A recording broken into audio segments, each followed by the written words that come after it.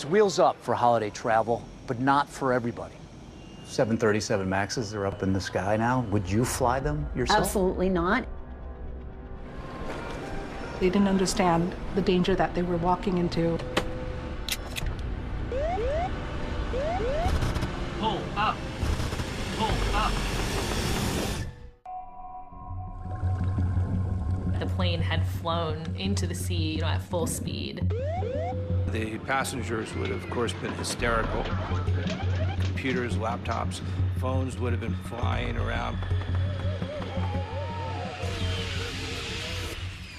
Boeing resolved the criminal investigation against them in part by paying a $2.5 billion fine. They say the problems are fixed, but is that enough? The whole point is, who killed my daughter and all of these other people on the plane, the two planes? Boeing just says, we're generally at fault, but no details. Do you think they're trying to hide all the facts? They're not trying, they are hiding all the facts. People shouldn't innocently buy an airplane ticket and then be in a flying coffin.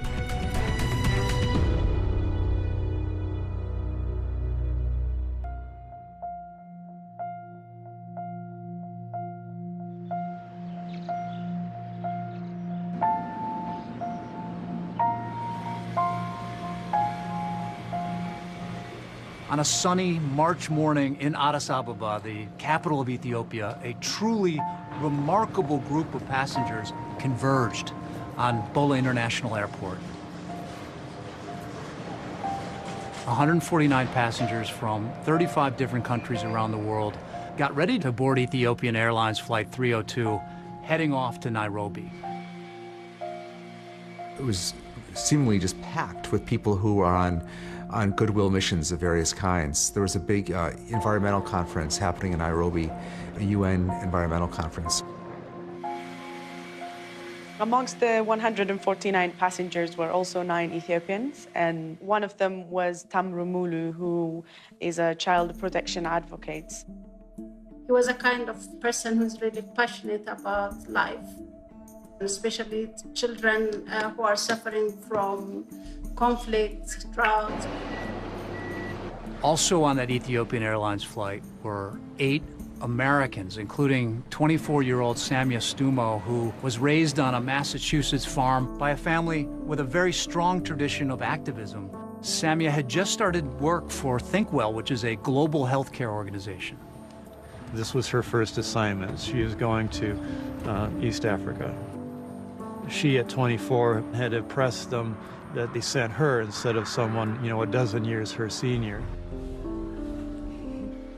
But not everyone on that flight was on a goodwill mission. There were also 2 brothers from California, Melvin and Bennett Riffle, on one last adventure together because Melvin was about to become a new father. Tell me how big this was for these 2 brothers to do this together. That was pretty remarkable. I thought so. I mean, No, I think so too. Yeah. I think it's rare that 2 brothers their age would stay close enough to want to travel with each other like that. Also on Ethiopian Air 302 that morning, a young Russian couple on vacation, Alexander Polyakov and his wife, Ekaterina. Они очень любили путешествовать. У них мечта была сразу, но они перво-наперво, как они хотели именно поехать в этот национальный парк в Кению, чтобы увидеть крупных кошек. And as they got ready to board, Ekaterina posted this cell phone video on Instagram of their plane outside that was waiting for them. In general, very few people think much about the model of the plane that they're on. It's something that most people really don't think twice about. In fact, it was a brand new model welcomed into the Ethiopian Airlines fleet with a lot of ceremony just months earlier, called the Boeing 737 MAX 8. We are welcoming the state-of-the-art modern airplane, the 737 MAX 8. It was a groundbreaking move for Ethiopian Airlines to acquire this aircraft. The fact that it was new, the fact that it uses the latest technology. Boeing had a track record of success, and all expectations at the time were that the MAX would just be, the next big thing for the company. But it turns out this brand new plane had a secret, unknown even to the pilots. And when it was revealed, it would not just impact Boeing in shocking and unforeseen ways, but the entire air traveling community worldwide. Boeing is an iconic American company. They're known as the king of the sky. This is a company that's at the heart of American engineering and American manufacturing. For Captain Sully, celebrated for successfully landing his crippled plane on New York's Hudson River, Boeing has long been the gold standard for passenger aircraft. Boeing had a century-long history of engineering excellence, an effective culture, good leadership. There's a saying, and it stands today, if it ain't Boeing, I ain't going. It's affirmation that Boeing has had our back for decades. This is the 707. Boeing's prototype jet airliner, capable of speeds and altitudes which will revolutionize commercial air travel. The 707 launches in the so-called Queen of the Skies, the first jumbo jet. Boeing, from that point forward, was the premier maker of passenger aircraft. By the 1980s, Boeing is unmatched in terms of its power, its reach, and those 700s planes are it. I mean, the company was so important to our country's economy, in part because it was the largest exporter in the world. I mean, they manufacture Air Force One. I don't think you can get kind of any bigger than that. But by the 1990s, Boeing started to face truly stiff competition from this European consortium called Airbus. But up until that point, Boeing hadn't really taken them all that seriously. But suddenly, they're up and coming. They've really accelerated to become the only other, at this point, major global competitor to Boeing for commercial aircraft. In late 2010, Airbus comes out with this new model that really shakes up the industry and puts serious pressure on Boeing to innovate. The A320neo, a single-aisle aircraft that had new, more fuel-efficient engines that could fly farther and for cheaper. People want to fly direct, and to do that, you need smaller, more efficient planes. Boeing was focused on the wide-body world. Airbus beat them to the chase. The A320neo. Damned if they didn't wind up becoming their fastest-selling airliner. And then Boeing's like, well, wait, what are we going to do? Boeing comes up with what they think is this really smart plan. Instead of developing an entirely new plane to catch up with Airbus, they decide to take a shortcut and revamp a model that's already on the market, saving them a lot of extra time and money. That's when they said, okay, we can take another look at the next iteration of 737. There were new engines, larger, more fuel-efficient engines being added to this aircraft. Boeing calls this new model the 737 MAX, and they promise they're going to fly more people, it'll cost less money, use less fuel, and cost a lot less to operate. United Airlines says it has cut a new deal with Boeing to build 150 737s for its fleet over the next 10 years, giving the aircraft manufacturer a leg up against its main competitor, Airbus. The Boeing 737 MAX was the fastest-selling airliner in Boeing history. Another ball out of the park for Boeing commercial aircraft. You've got United and American and Southwest all lining up to buy it, along with 70 other buyers around the world. One of the big customers early on was a young budget carrier in Indonesia called Lion Air. It was a huge deal. Tonight's Money Matters, Boeing has finalized its biggest sale ever, a $22 billion order from Lion Air of Indonesia. The 737 MAX 8 had been flying for 17 months without any incident, but then in October of 2018, suddenly, out of the blue, an alarming problem developed with one of Lion Air's brand new MAX planes. They don't realize that there's something in it that could potentially be hazardous and something that pilots and co-pilots are not familiar with. All of us are screaming like we are in a roller coaster. To be honest, I think this is my last flight and this is my last day.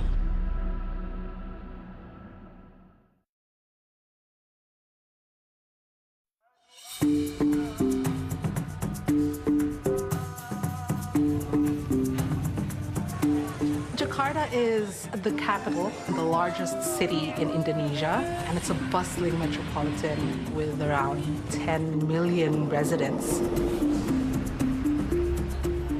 The aviation industry was booming, especially with the increase of the middle class in Indonesia. One of the airlines that benefited from that boom in air travel is Lion Air, an aggressive, rapidly growing budget Indonesian air carrier. In 2011, Lion Air made a huge splash buying more than 200 of Boeing 737 MAX 8 planes. Even the signing was overseen by then U.S. President Barack Obama. So I want to congratulate Lion Air for their incredible success. One of the Lion Air pilots chosen to fly the new 737 MAX was 31-year-old Bhavya Saneja. He's an Indian national whose dreams of being a pilot started when he was just a child. So can you tell me about your son? Yes, Bob, my son was a gifted child, a blessed child. I was into aviation, and for an aviator, when the child is flying and he becomes a commander, it is a big thing, you know, it is the sort of pinnacle of your dreams. Even though her son had over 6,000 hours of flight experience, Sangeeta says she was really concerned after learning that he wouldn't be going through pilot simulator training for the MAX. I said, you haven't had a simulator training, how can you go for MAX? And it is a more powerful engine. So without a simulator, how will you manage? One of the core selling points for Boeing of the 737 MAX was you don't need pilot training in a simulator. They were selling this to airlines as essentially just another 737 that the airline pilots could fly without learning all that much new. It's a huge deal to not have to have simulator training for pilots for any airline. It costs money and time. It takes the pilot off of the line and flying passengers around. Lion Air had asked Boeing about simulator training for their pilots, and Boeing dissuaded them from this. Now, according to internal Boeing documents, one of their employees ridiculed the request in a message to a colleague saying, now, Lion Air might need a sim to fly the MAX, and maybe because of their own stupidity, I'm scrambling, trying to figure out how to unscrew this now. Idiots. Well, they were mocking them because if Lion Air required simulator training, then other airlines would say, well, wait a minute. If they're requiring it, maybe we need it. Then the whole house of cards would start to fall apart. He said, Mom, I've been given ground training. They have given me a training on iPad. I said, what, an iPad? So he would sit down with an iPad course, and I think there were 3 or 4 parts, and it went through a robotic voice describing what the MAX is about. The 737 MAX has a 69-inch fan. Did you see anything in it that looks, wow, that's substantial, we should probably do more training? It seemed to be enough. He trusted Boeing blindly, and that trust, you know, gave him immense confidence. He was empowered.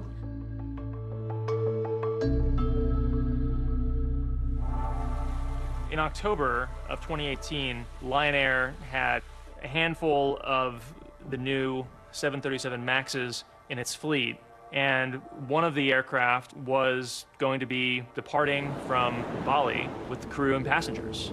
Me and my colleague in office, we went to Bali about October 2018. Bali is amazing for holiday, especially in Asia.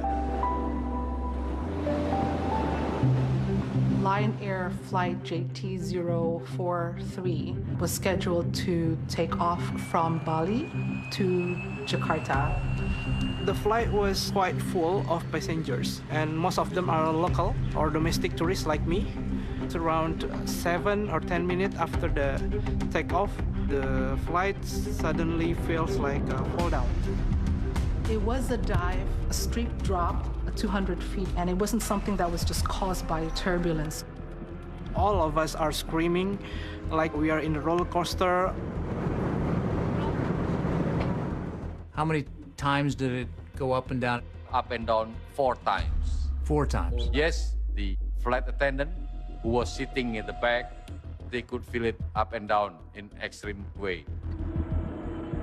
When an aircraft is pitching aggressively downward like this aircraft was, and it may feel as if your stomach is coming up into your throat, basically, but then comes the positive G's. It'll squash you down into your seat. To be honest, I think it's almost like this is my last flight and this is my last day. It just so happened there was a third pilot traveling on the plane, and he steps in and helps them get control of the situation. Until it's landed to the airport, I can hear everyone like say, so relief. Some of the passengers are Muslim. I can hear that say, Alhamdulillah, thanks God. I cannot say it in a word. It's really relief. Yeah, I still feel a little bit shaky until now about that. The pilots were able to control it. They knew they had a problem, but they didn't understand exactly what the nature of the problem was. After the flight successfully landed in Jakarta, the pilots logged that they'd had some issues, but they'd left a lot of gaps in understanding what had happened on that flight. That left the next crew in the dark about potential problems with the aircraft. The very next day, Captain Soneja is assigned to an early morning flight out of Jakarta on that same 737 MAX, but he was given an incomplete report about what happened to that plane the previous night. These are two different flights, but the same exact plane. So it's something that spells disaster.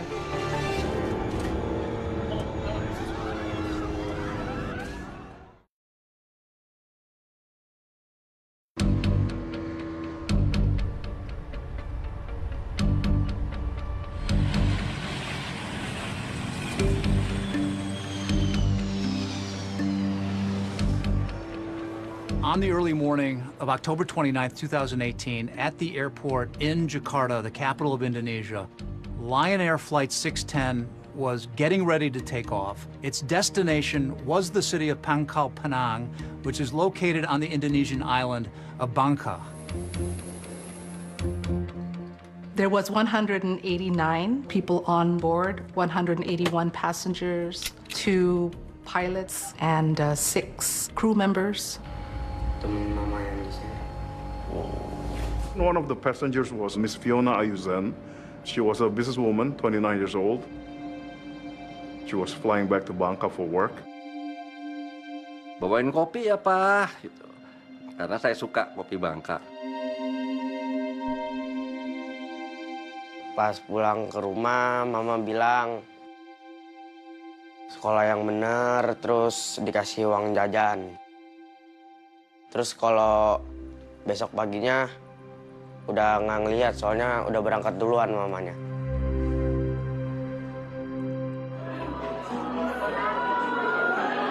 There was also another passenger by the name of Fendi Cristanto. He was flying to Bangka on a business trip and also on a personal trip. His father just passed away. Karena dia mau mengikuti sembayang bersama dengan keluarganya untuk sembayang orang tuanya. Pulang mau ngikutin sembayang yang ke-21 hari. One of the passengers shot some video as they were boarding the flight. No one on board, including the pilots, had any idea that this very same plane suffered a near catastrophe in the air just the previous day. And on that video, you can see the brand new 737 MAX out the window.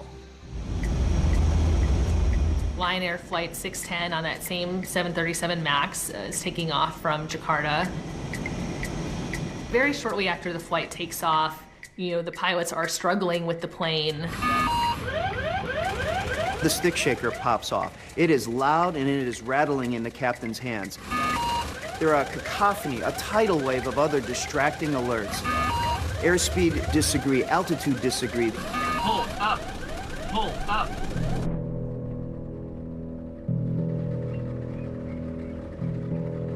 Just 10 minutes later, around 6:30 in the morning, a tugboat captain was out on the Java Sea, just east of Jakarta.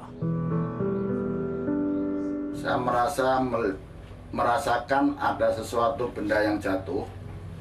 Nah, di situ Dalam hitungan detik terdengar dentuman cukup keras. Apa itu? Jadi saya menghubungi Jakarta Radio. Iya, desa apa? Itu telah terjadi pesawat jatuh. The crash site, it is about 25 miles from Jakarta Seaport. On my way to the crash site, really, I pray to God. I had great expectation that everybody still alive. Arriving on scene, when I saw the debris, the small pieces of fuselage, I lost my hope. Kalau di dalam, kebanyakan itu hampir sama dengan yang ada di permukaan. Karena yang ada di dasar laut, di kedalaman itu adalah potongan-potongan tubuh ataupun bagian-bagian pesawat, entah itu serpihan, kursi.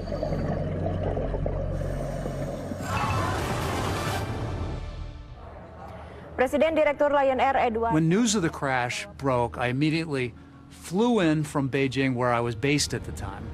So the sun has just gone down, and you can see all the police officers along this dock.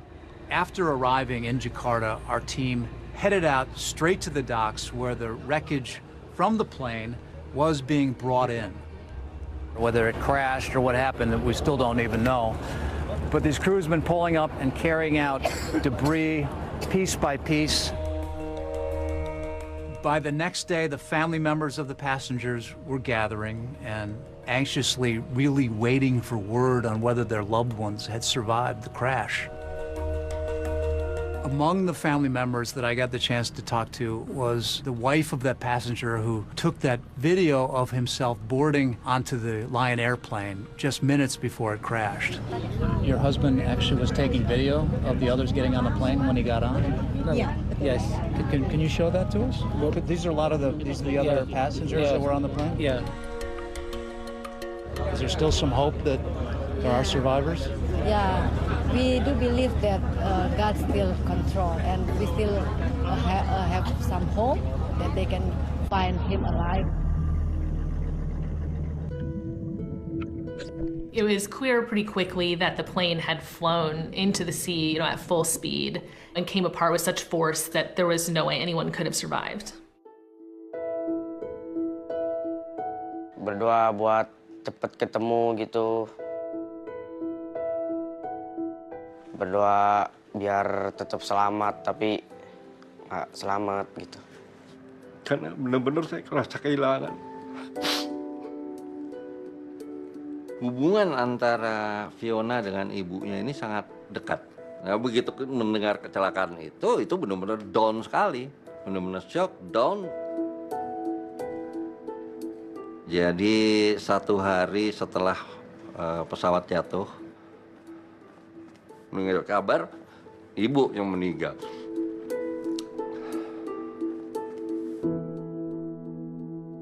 Fendi left behind a wife and 4 children, the youngest who was 5 years old.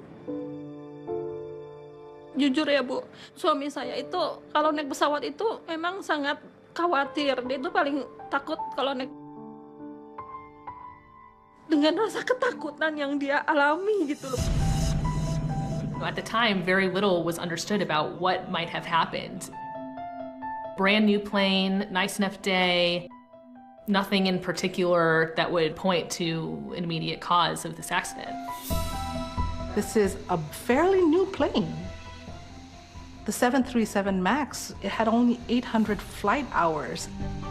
But it turns out there was a hidden danger on that plane. A flight control system that Boeing did not even tell the pilots about. There was nothing in the manuals that alerted the pilots to the existence of this new system that was placed on the MAX. Pull up. It has one mission, and that's to drive the nose down. Terrain. And it will not stop. Pull up. Was given the power to try to kill them, essentially, until it finally succeeded. Pull up.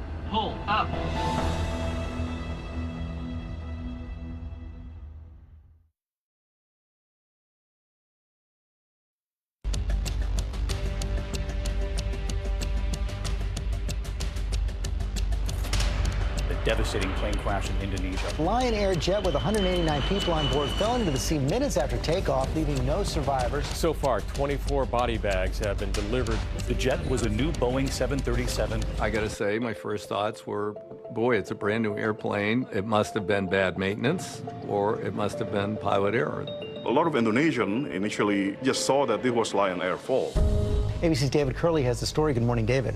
George, the real thing that we need to find are those 2 black boxes, which will yield a lot of answers to all these questions. The National Transport Safety Committee found the flight data recorder on the 1st of November. It was just only 3 days after the crash.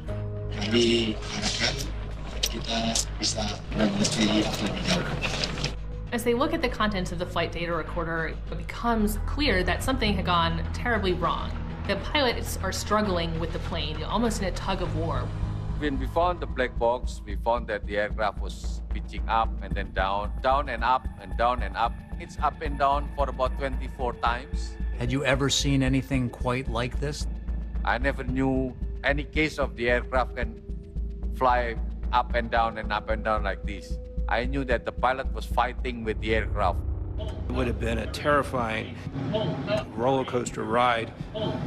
During that time period, the passengers would have, of course, been hysterical. Things would have been flying in the cabin. Computers, laptops, phones would have been flying around. People would have been screaming. It was a clear weather, so they could see the sea. And I think it will be very scary for everyone in the cabin to see outside, to feel the speed.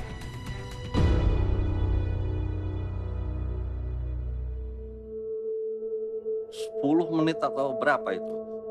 Rasa ketakutannya sangat amat.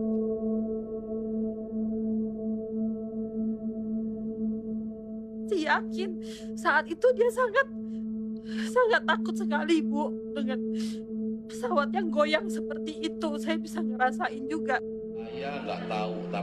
When the cockpit recorder was eventually recovered, it was revealed that pilots were rifling through the pilot manual, trying to apparently figure out what to do. They're turning the pages to find out what the hell it is, why the aircraft is going down. They start shouting about which procedure should do. They knew that they were having serious problems and they just screaming the name of God. That point of time, that only pain he must have felt was the sense of failure, that he's not able to save others, except that he was a brave child, you know.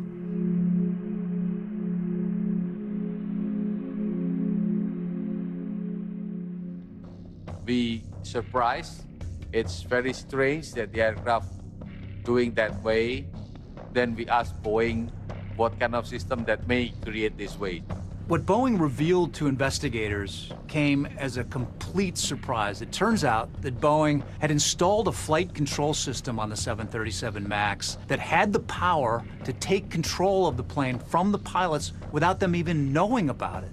The program was called MCAS. MCAS, Maneuvering Characteristics Augmentation System, and that this system, under certain circumstances, can trigger in such a way that it will cause the airplane to nose down.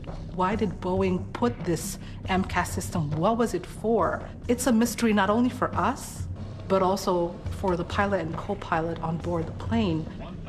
So the reason they put MCAS on the airplane was because they put these brand new huge engines on an old airframe. In order to have sufficient ground clearance, they moved the engine further up above the leading edge of the wing and further forward, and that changed the way the airplane flew. And this effect of the engines came in and the airplane starts to want to pitch up all by itself. The idea was to provide something that would offset that pitching moment or causing the nose to come up. When the plane computers think the plane is in danger of a stall, so in very basic terms, MCAS pushes the plane's nose down by automatically triggering the rear horizontal stabilizer. So the MCAS is there to correct what MCAS thinks is wrong. Right. The pilots have no idea why this plane is going down against their will, Yes. so they try to fight it back. Yes. One of the most fundamental muscle memory things a pilot knows how to do. If the nose goes down too far, you pull it back and you trim. And this battle goes back and forth a couple of dozen times. So it was MCAS, it was the computer against the pilot. Yes, and the way MCAS was designed, it was given the control authority to do it as many times as necessary. In other words, it was given the power to try to kill them, essentially, until it finally succeeded.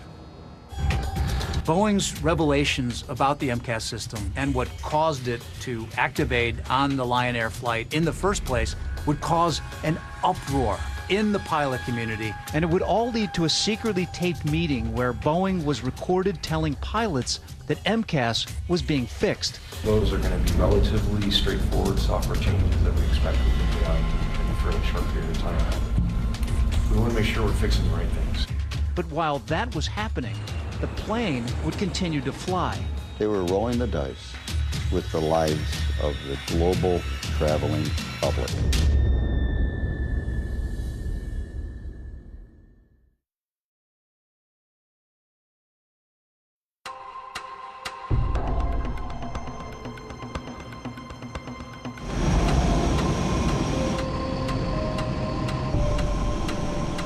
Now that urgent safety warning from Boeing about their brand new 737 jets after that deadly crash in Indonesia. Now concerns about a feature that could malfunction, causing planes to abruptly dive. A week after the Lion Air crash, Boeing issued a safety bulletin to the airlines, finally revealing the existence of a flight control system on the 737 MAX that could unexpectedly force the plane's nose down. It's an admission by the company that there is a potential glitch in its newest aircraft. Just a few days later, Boeing tells operators for the first time that there's a new and previously undisclosed system on the aircraft, and that is MCAS. That was a shock. It's not in our manuals at all, except in one section, our abbreviation section. We didn't know what MCAS meant. It meant nothing to us. But there was another critical question to be answered. What caused MCAS to force the nose of the Lion Air plane down in the first place? The plane was flying normally, so why did MCAS activate? Among a lot of surprises was that MCAS was triggered by a faulty angle of attack indicator, which is a relatively innocuous piece of equipment on the side of the airplane. The angle of attack sensor was feeding incorrect data about the angle of the plane's nose. It was telling the plane that it was, approaching a stall situation, that its nose was pitched up. So the plane thought that the nose was angled too high, when in fact it wasn't. And that MCAS needed to come in and push the nose back down. And there was a further revelation about MCAS that took investigators by complete surprise. Even though there are 2 angle of attack sensors on the 737 MAX, MCAS only relied on one of them. It's a lack of redundancy that appears to my mind to be unacceptable in airplane design, because the AOA indicator is susceptible to damage. It's not a robust piece of equipment. A single point of failure hooked to a safety critical system, you just don't do that. It's crazy. The bottom line here is the 737 MAX is safe, and the safety is a core value for us at Boeing. Boeing CEO Dennis Muilenburg went on Fox Business to reassure the public that a bulletin had been sent to all the airlines instructing pilots exactly what to do if there was another emergency situation involving the 737 MAX. We've already issued a couple of additional bulletins that point them back to existing flight procedures to handle that kind of condition. So Boeing is telling the pilots that one of their options is to simply turn off the power supply to the electric motor on the stabilizer. That's the piece that pivots up and down and controls the nose of the aircraft. Boeing pointed out that the pilots on that previous Lion Air flight who overcame a mid-air emergency involving MCAS had followed the appropriate procedure by turning off power to the stabilizer. That was a step the pilots on the fatal flight did not take. That was perceived to be an indirect way of blaming the airline and blaming the pilots without also acknowledging design shortcomings of the system. It emotionally tore me apart, as if I was blamed for him being the pilot. I was blamed for killing all the people, mothering a son who could not take care of his passengers. Pilots were furious. Pilot unions asked Boeing, why didn't you tell us if you put something on the airplane that's going to actually interfere with my job? Late November, about a month after the accident, 4 Boeing executives traveled to the headquarters of the Allied Pilots Association, the union that represents pilots at American Airlines. That meeting was secretly recorded by the head of the pilots union. Our president at the time wanted to make sure we knew exactly what was said. We flat out deserve to know what is on our airplanes. I don't disagree. I don't know that understanding this system would have changed the outcome of this. We try not to overload the crews with information that's unnecessary so they actually know the information that we believe is important. It enraged us. Boeing always gives you the information. They don't parcel it out. We're working with the FAA right now to try to figure out what software changes we might make to eliminate the failure conditions that we experienced at Liner. They said, well, we're going to correct the software, all the things that you brought up. Those are going to be relatively straightforward software changes that we expect we can get out in a fairly short period of time. Weeks, not a year, but a couple, maybe 6 weeks-ish. But the question I have for you is, do you feel comfortable that the situation is under control today before any software fixes are implemented? Absolutely. They were taking a gamble with keeping that in the air. They had such a big bet on the 737 MAX. They had staked their reputation, they had staked their financial future on it. 4 months after that Lion Air crash, the 737 MAX is still flying all over the world. Meanwhile, 149 people are saying their goodbyes as they prepare to board that Ethiopian Airlines flight to Kenya. Among them, young Samia Stumo, who had just flown in from D.C. and was transiting to Nairobi for her assignment with her global health care organization. I guess she had landed in Ethiopia, and I said, safe travels with a bunch of exclamation points, and she said, thanks, boo. We didn't know that there was an issue with the plane. We thought that the problem that happened in Indonesia was because of a problem with that airlines or the pilots or maintenance or something. Because the Lion Air crash happened in the other side of the world, maybe they didn't understand the danger that they were walking into.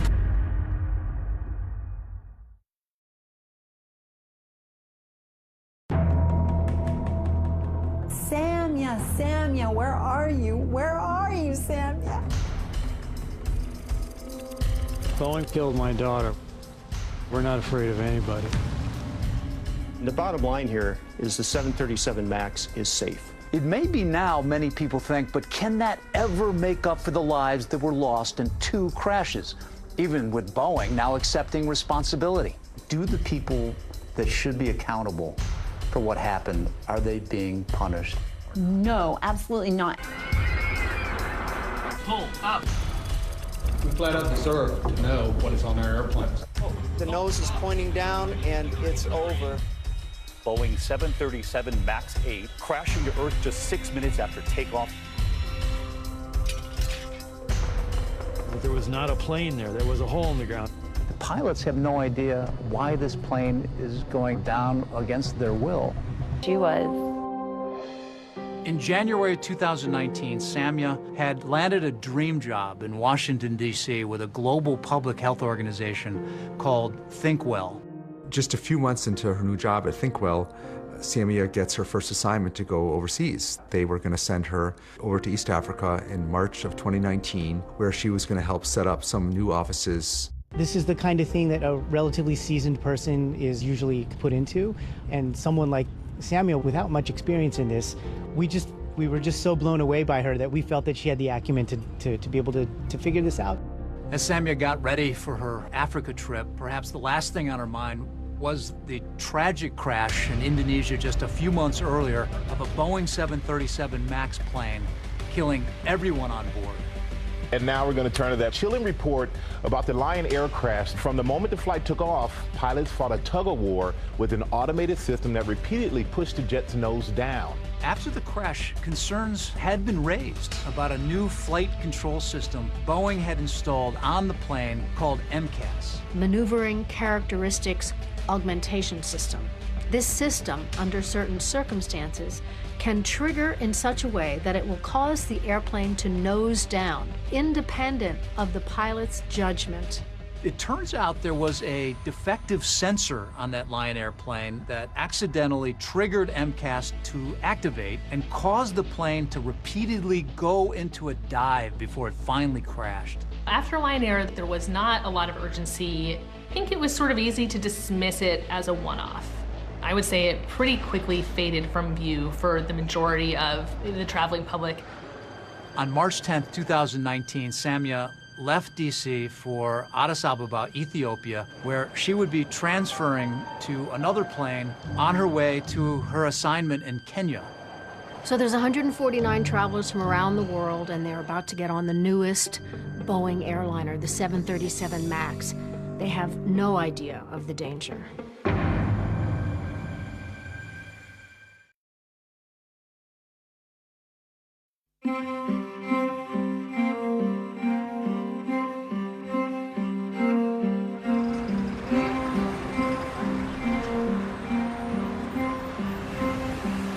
On March 10th, 2019, Samia Stumo had just arrived in the Ethiopian Addis Ababa after a long flight from Washington, D.C. When I woke up, I just looked at the message and it said 2 more hours to Nairobi.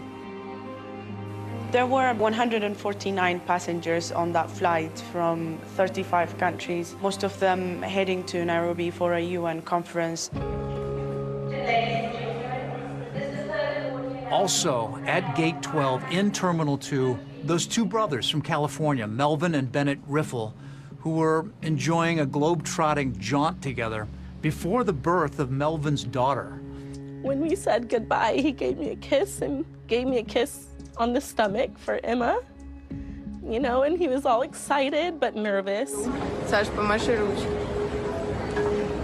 There were also this young Russian couple who posted a video on Instagram showing the 737 MAX, a brand new aircraft.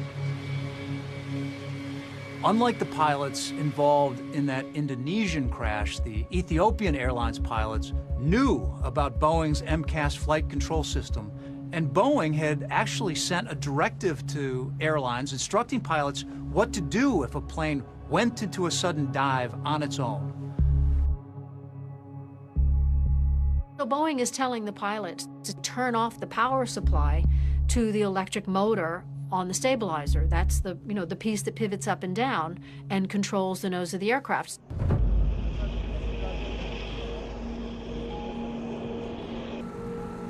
It was a bright Sunday morning. The plane took off at 8:30.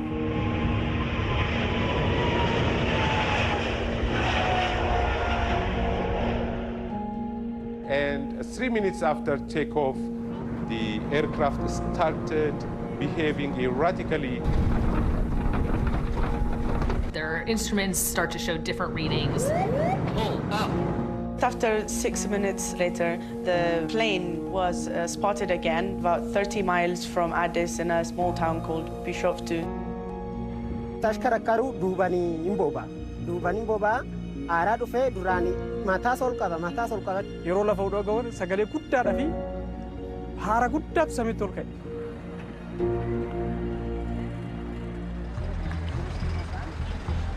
Immediately drive to the Ethiopian Airlines compound. There were family members, people were crying and some of them holding their head, and it was so horrifying to see them. An hour earlier or something, I talked to him and it just didn't feel right. I don't know, I was trying to deny that it happened, or it's true, or somehow he has been spared. We start in Ethiopia, where around 157 people are feared dead after a plane crashed early on Sunday. Within, I think it was 2.5 hours or 3 hours, we were on a plane headed to Addis Ababa. This dirt road takes you to the field where that crash site is. So finally, after almost 3.5 hours, that we arrive at the crash site, and it's splayed out in the fields. Right next to the debris field, you have the smell of jet fuel intermingled with the smell of death. And you can see those workers picking through everything, trying to ensure that they don't miss any key parts of the plane. The plane came down at such an enormous rate of speed, basically as fast as a cruise missile flies, that it essentially disintegrated into that hole. You can tell how violent that impact was, how shredded these metal components are. But you also have to remember that there is more difficult work here for a lot of these workers here, and that is dealing with the people who are on these planes. And everywhere you go, you see shredded bags and personal effects.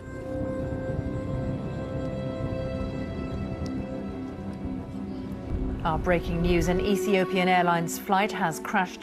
With victims from 35 different countries on board, grief resonates all around the world, including in a small seaside town in Russia. Ну, просто очень обидно, когда такие дети на взлете, так сказать, и на взлете своей карьеры, на взлете всего погибают. In the Northern California town of Redding, a phone rings in the Riffle home. It was the embassy in Ethiopia. I said, I know why you're calling. They said, both boys. And I said it was. It's something you can't believe when you hear it. It's like, it's like you're in a nightmare or something, and it's just totally unbelievable. It's one thing to lose one of your children, and you lost both. Yeah. Lost our family, and we had to help Brittany. I said, please don't tell me my husband's dead. And Susan said, both of them. And I just collapsed. What do I do now? I'm pregnant. What do I do? Our baby. What? What do I do now? And word of the terrible crash also travels to a family farm nestled in the Berkshires in Massachusetts. I turned on the BBC. It said that a plane had crashed. I remember I couldn't breathe. Then I woke up Michael, and he told me, what are you talking about? That's impossible. That's what he told me. My sister is not going to die in a crash. It doesn't fit into your world. And we thought, oh, well, maybe she survived. We needed to get to Ethiopia right away to help her. We had to be there. And we had to protect her. We got in a car and we headed for JFK, got on the flight, and along the way, along our journey, we learned that there were no survivors because we kept looking at the news.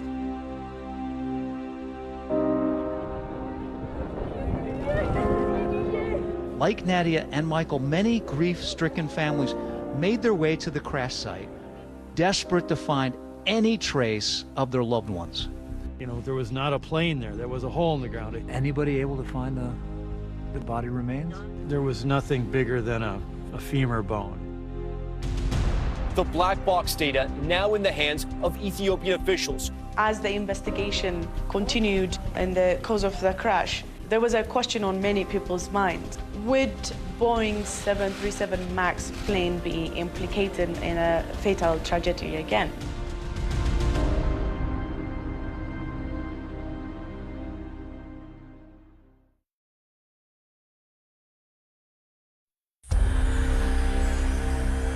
The Boeing 737 MAX 8 crashing to Earth just 6 minutes after takeoff in Ethiopia. First Indonesia, now Ethiopia. The big question here is, has the same thing happened? The flight data recorder and the cockpit voice recorder were recovered the next day, and it didn't take long for investigators to conclude that there were similarities. The faulty angle of attack sensor triggered the activation of MCAS right after takeoff, and that is almost exactly what happened on the Lion Air aircraft. What was heard on the cockpit voice recorder, the first officer saying, pitch up, pitch up, pitch up, while the MCAS was kicking and nosediving the aircraft. It was so difficult for them to keep the aircraft under control. Despite similarities between the two crashes, this time there was a huge difference. Not only the Ethiopian Airlines pilots knew about MCAS, they also followed Boeing's instruction on how to disable it. The crew performed all the procedures repeatedly provided by the manufacturer, but was not able to control the aircraft. This was actually pretty shocking because Boeing had been suggesting that overcoming an erroneous MCAS activation was pretty straightforward.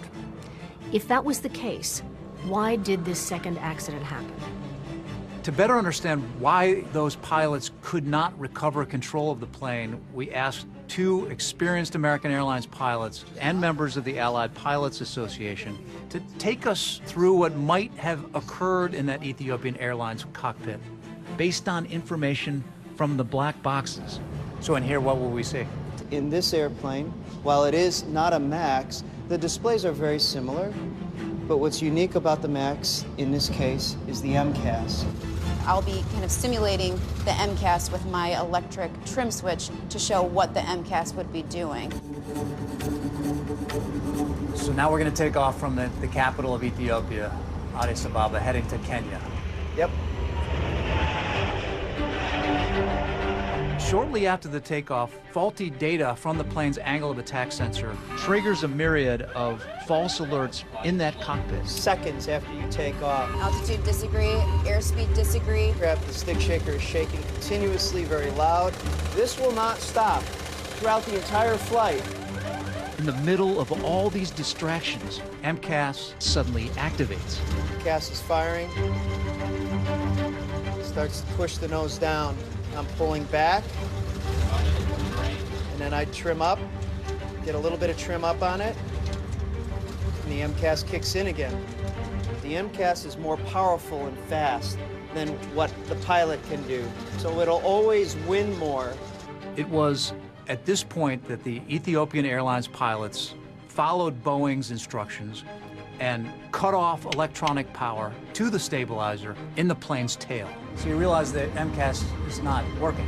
But the problem now is that the nose is so far down, they're having trouble holding it back, yeah. MCAS had left the plane in such a precarious position that the pilots did not have the physical strength to manually pull it out of that deep dive. Now the stick is getting very, very heavy. So the captain says, pull with me, which is basically saying, help me. I've got a lot of weight on this, but I have no trim to do it. I go, okay, manual trim. Okay, and I'm trying, but it's not working.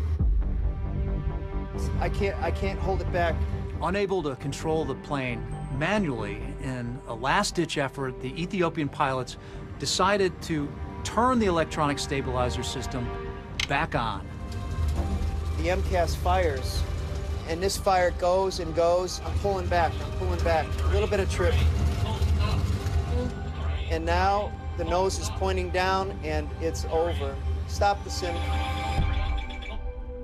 They're headed toward the ground. They turn those switches back on, which is not in a checklist, but welcome to the battlefield. You're staring at the ground and you don't know what else to do. Do you ever think about what goes through the mind and the heart of pilots when the plane is going down? Yes, I don't like to think about that. I think that's everyone's worst nightmare. It's hard. But they fought. They fought. They did what pilots do. The system let them down. The system let them down.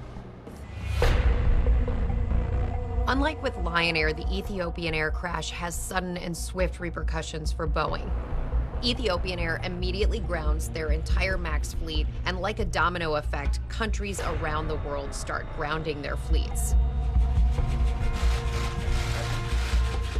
All of us at Boeing are deeply sorry for the loss of life in the Ethiopian Airlines Flight 302 and Lion Air Flight 610 accidents. Boeing was saying that they were working on adding safeguards to MCAS to make a safe airplane even safer. Would the accident have happened without MCAS, though? You Again, call it a link. It's a chain of events, right? There is no singular item, it's a chain of events. But what you came up with in the end was flawed, was it not? We've designed the MAX to have the flying qualities that were desired in the hands of the pilots. The MCAS system is part of that design effort. Corporations always see profit, always see brand protection. They will not easily admit their wrongdoing, even where it is very evident. And that was the case with Boeing at that particular time. 346 people died. Can you answer a few questions here about that? He's sorry that we lost our family members. He doesn't take any accountability for having caused their deaths. If Boeing thought that Nadia and Michael and the other victims' families were going to just quietly go away and not try to hold the company accountable, they could not have been more wrong. It was amazing to behold these two people from this farm in western Massachusetts coming down to take on really one of the biggest corporations in the world. Mr. Stumo, thank you for your presence today. Boeing killed my daughter. We're not afraid of anybody.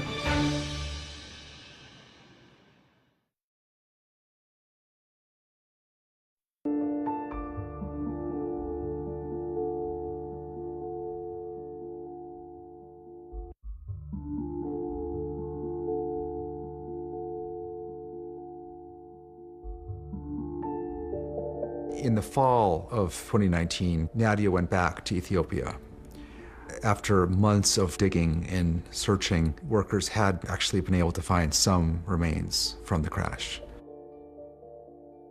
And Nadia brought back those remains, and they actually included some artifacts. We got back Samia's business journal, which talks about her plans. We got back her passport. This is a business blouse that she took with her, and it all smells of jet fuel. They fill the room with the smell. I mean, to me, it's a smell of death. I don't want other mothers and other families to go through this. I don't want them to be trying to hear their daughter's voice and, wonder what you would say to them. So that's why it's important to work on the aviation safety. Because people shouldn't innocently buy an airplane ticket and then be in a flying coffin. While Nadia and her husband Michael were consumed by grief, they were able to quickly turn their anguish into action against Boeing. The family of Samia Stumo shares their pain so that others don't feel the same. Michael and Nadia fly to Chicago and file the first lawsuit against Boeing by an American family. I want her death not to be in vain. I don't want anybody else to die.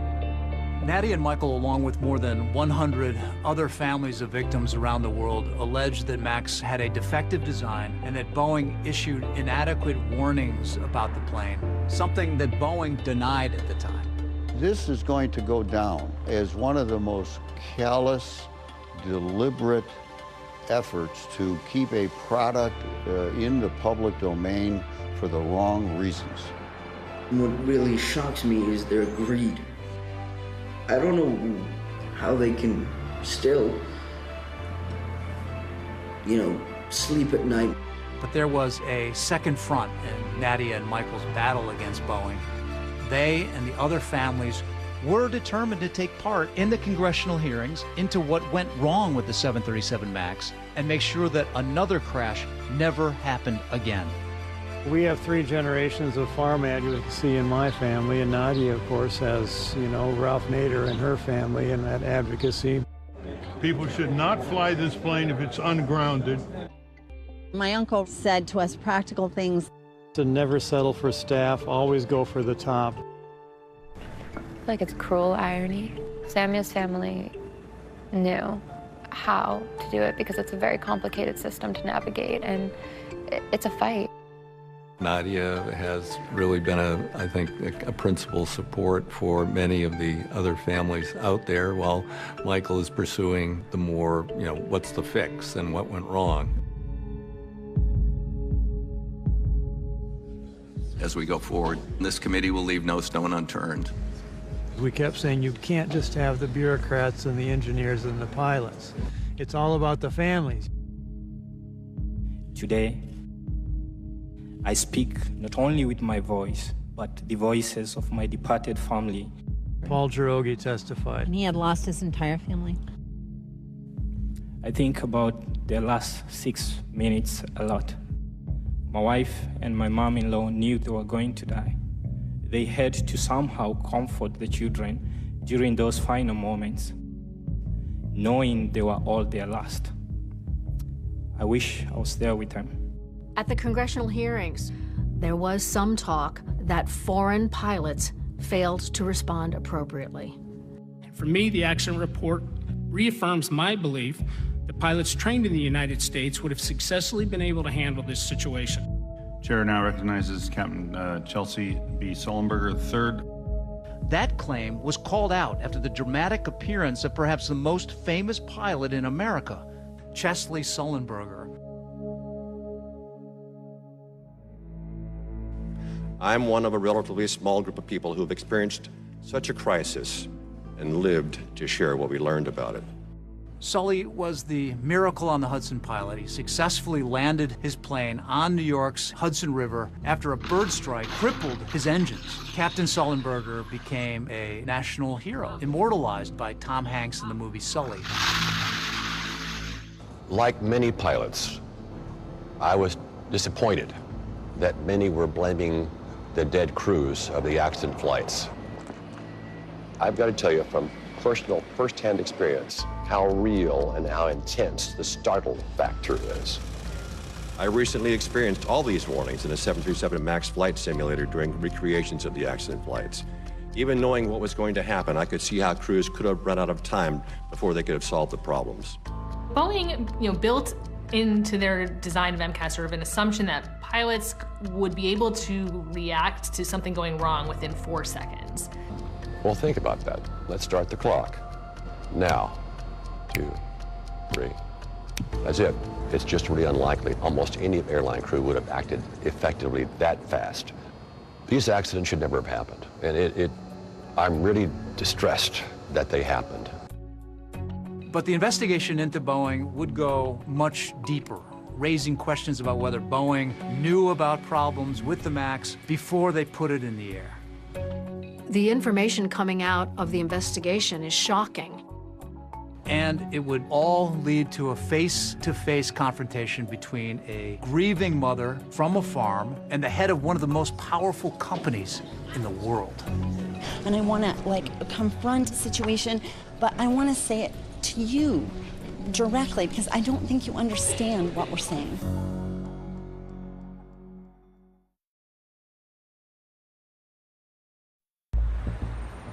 The things that are coming out of the investigation are shocking. Shocking about what Boeing knew and what it was saying internally. The House investigation concluded that the safety of the flying public was put into jeopardy by Boeing's pressure to compete with Airbus. The committee uncovered emails and communications showing that there had been lower-level employees who raised questions several times about MCAS. In an internal email, a Boeing engineer wrote about that problem that triggered MCAS in both plane crashes, saying, "Are we vulnerable to single sensor failures with the MCAS implementation?" This is back in 2015, asking about the vulnerability of these particular devices. Yeah, I mean, they're setting my daughter up to die in 2019. I mean, these are questions of life and death, but that's not how they treated them in the company. House investigators released documents they had obtained from inside Boeing showing that their own training pilots had a very dismissive attitude towards regulators and customers. One Boeing employee who emerged as a central figure in the investigation was Chief Technical Pilot Mark Forkner, who became well known in the media after his emails became public. Mark Fortner was the one who asked regulators whether they could remove any mention of MCAS from the flight crew operations manual. Fortner, in some of the emails and instant messages, was kind of gloating at his ability to, as he said, Jedi mind trick regulators. In fact, it was Fortner who wrote that instant message to a colleague mocking Lion Air for their stupidity in requesting simulator training, referring to them as idiots. His emails were shocking, but they're just the tip of the iceberg of the failure of the safety culture at Boeing. Some Boeing employees openly questioned the safety culture of the company during development of the 737 MAX. In one email, a worker said, "This airplane is designed by clowns, who in turn are supervised by monkeys." Another Boeing employee wrote, "Frankly, right now all my internal warning bells are going off, and for the first time in my life, I'm sorry to say that I'm hesitant about putting my family on a Boeing airplane." The safety cult eviscerated under production pressure.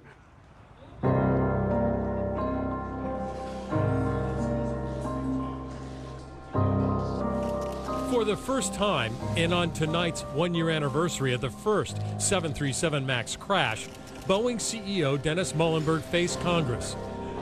For Nadia, Michael, and the other families, the person they really wanted answers from was the man in charge of Boeing. When Dennis Muilenburg comes to Washington to testify, it's a really big moment. I've met with the families. They keep faces of their loved ones in people's minds. They're not going to be forgotten. I, too, would like to acknowledge the families that are here with us today. And again, wanted to tell you I'm sorry. We are deeply, deeply sorry, and we'll never forget. He was just saying words for the camera. They never tried to reach the families personally. Who bears the principal responsibility at Boeing for the cascading events that resulted in the crash of Lion Air Flight 610 and Ethiopian Airlines Flight 302? Mr. Chairman, my company and I are responsible. We're responsible for our airplanes. And we know there are things we need to improve. I'd grown up on a farm in Iowa. My parents taught me the value of hard work and integrity. To do the aw shucks Iowa farm boy thing, I'm an Iowa farm boy. It doesn't cut it with me, and it was grating. Mr. Muilenburg, I have a question, because I probably won't get to ask it another time. Well, you talked about Iowa just like one too many times, and the whole group said, go back to the farm. Go back to Iowa. Do that. You're not the person anymore to solve the situation. But I want to say it to you directly, because I don't think you understand what we're saying. I respect that. I really do. In the end, it's about safety. And Even if you're not capable of doing that. I respect your inputs there. I just tell you, we are very focused on safety. And you have. I wanted to pierce through to the human being. Imagine being in our shoes. Just a couple months after the House hearing, Muilenburg was forced out as CEO of Boeing. But while Muilenburg may be gone, the clouds of suspicion over Boeing remain. And the Justice Department is investigating, and hopefully some people are going to go to jail. We're going to turn now to the 737 MAX jet. It's making its first passenger flight since 2 deadly crashes. The Boeing 737 MAX is flying around the world. Airlines have started flying it again. The question that some air travelers may have is it now safe to fly?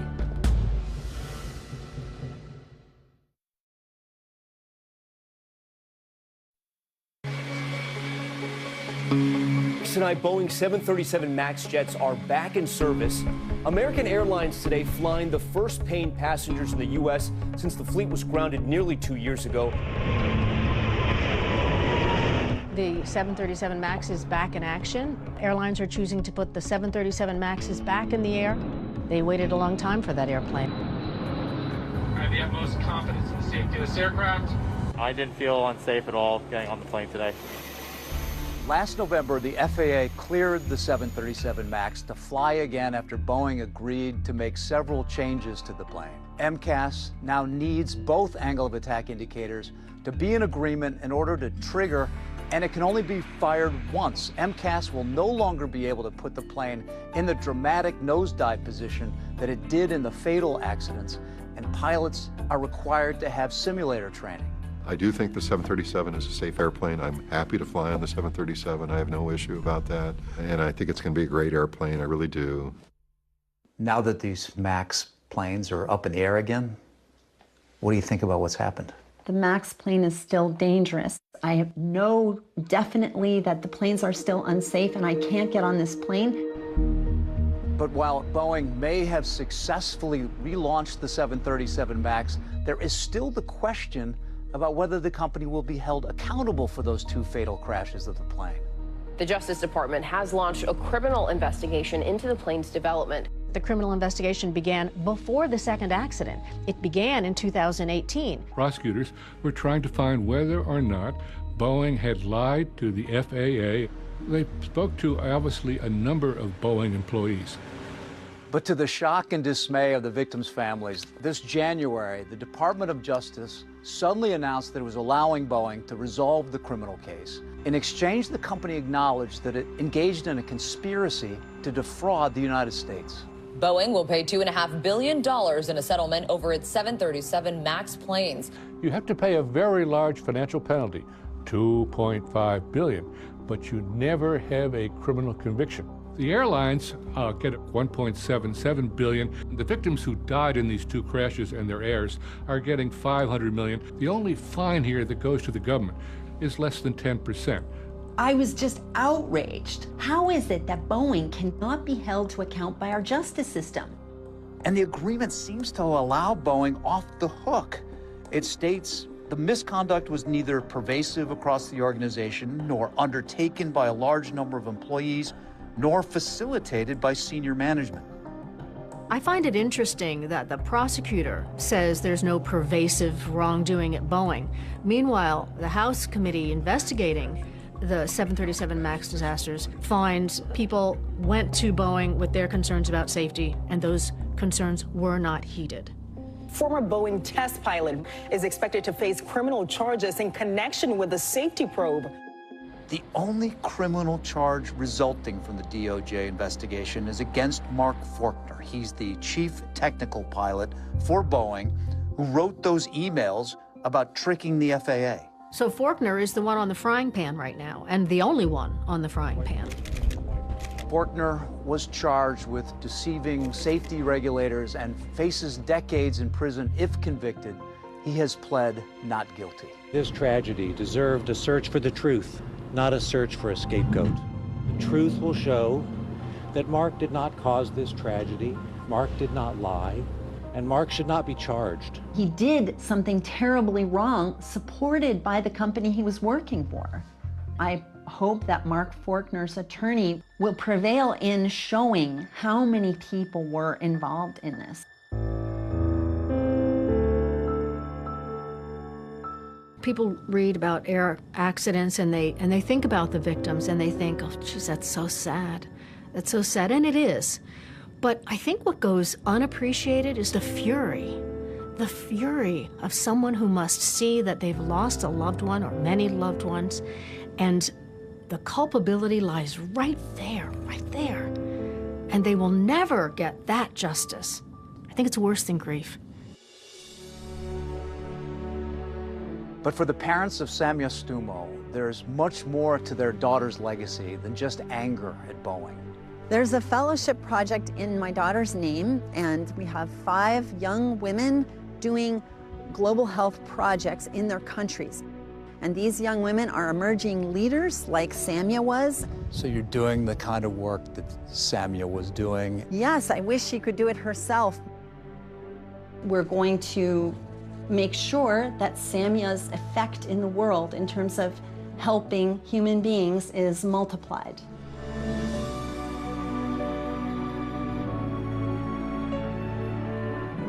I know she would want her family to fight that other people not die. about this camcorder just so I could talk to you. So I just wanted to tell you hi, and I love you, and I miss you. I'm very proud of you. My wife got the call at home, and they said Holly was missing. I mean, the Army's got a missing soldier. That's a big deal. We're now inside Fort Bragg. One of those soldiers goes missing. They would just jump into action. We didn't know if this is someone that had kidnapped Holly or killed Holly. That's 146. That was her apartment. We could tell, looking through the back window, that place had been burned. She was not in there.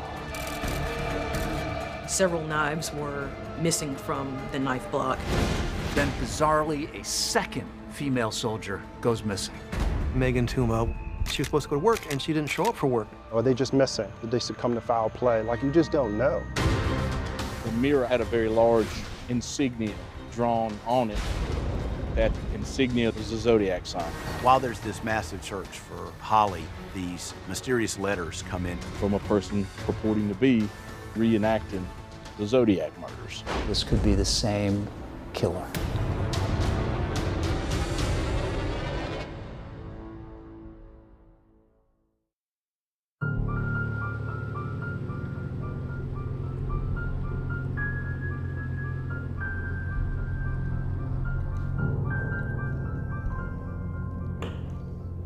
My name is Jesse James.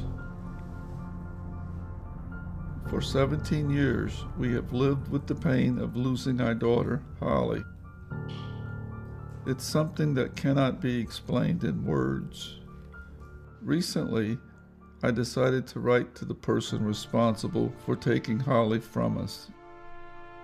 I'm not sure why, and I'm not sure what I'm reaching for, but it just feels like I need to express my thoughts.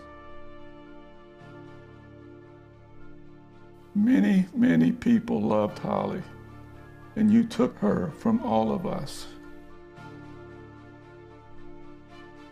I still have episodes of grief that I'm unable to control.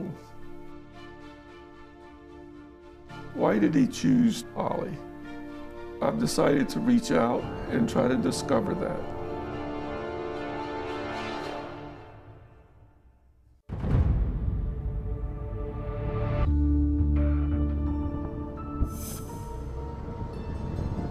So right now, I'm on my way to Fort Bragg, North Carolina. It's one of the largest military bases in the world. Some say that this base right here is America's first line of defense. I'm investigating a mysterious disappearance of an Army nurse. Her name is Second Lieutenant Holly Lynn James. When Holly fails to show up for her shift at Womack Army Medical Center, it causes concern because it's something totally out of character for any soldier. I was driving back to Fort Bragg from Iowa, and I received a text from a friend at work asking me when the last time I heard from Holly was. It was unusual. Holly was very dependable, and it's just, you know, being an Army officer, it was kind of unheard of to not show up for work. Her co-workers went to her apartment, and when they got there, they found that she wasn't there, and it had been set on fire. So they called the police. Pretty much as soon as Holly went missing, I heard about it. Our homicide team heard about it. It was very concerning. She had just sort of disappeared into thin air. This is the face of the missing Fort Bragg soldier. Has not been seen since Wednesday. Holly was driven by ambition, an unshakable work ethic, and felt a powerful call to serve her country. A lot of us are military in our family, and she wanted to go out and do something great. Holly's younger brother, Bo, a Marine himself, says that Holly had found her calling. As a nurse, were you pretty proud of her? Absolutely, yeah. They're absolutely lifesavers. She wanted to go to Iraq.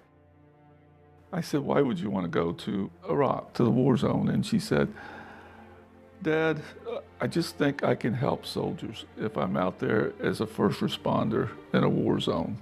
I can do more good and help more soldiers.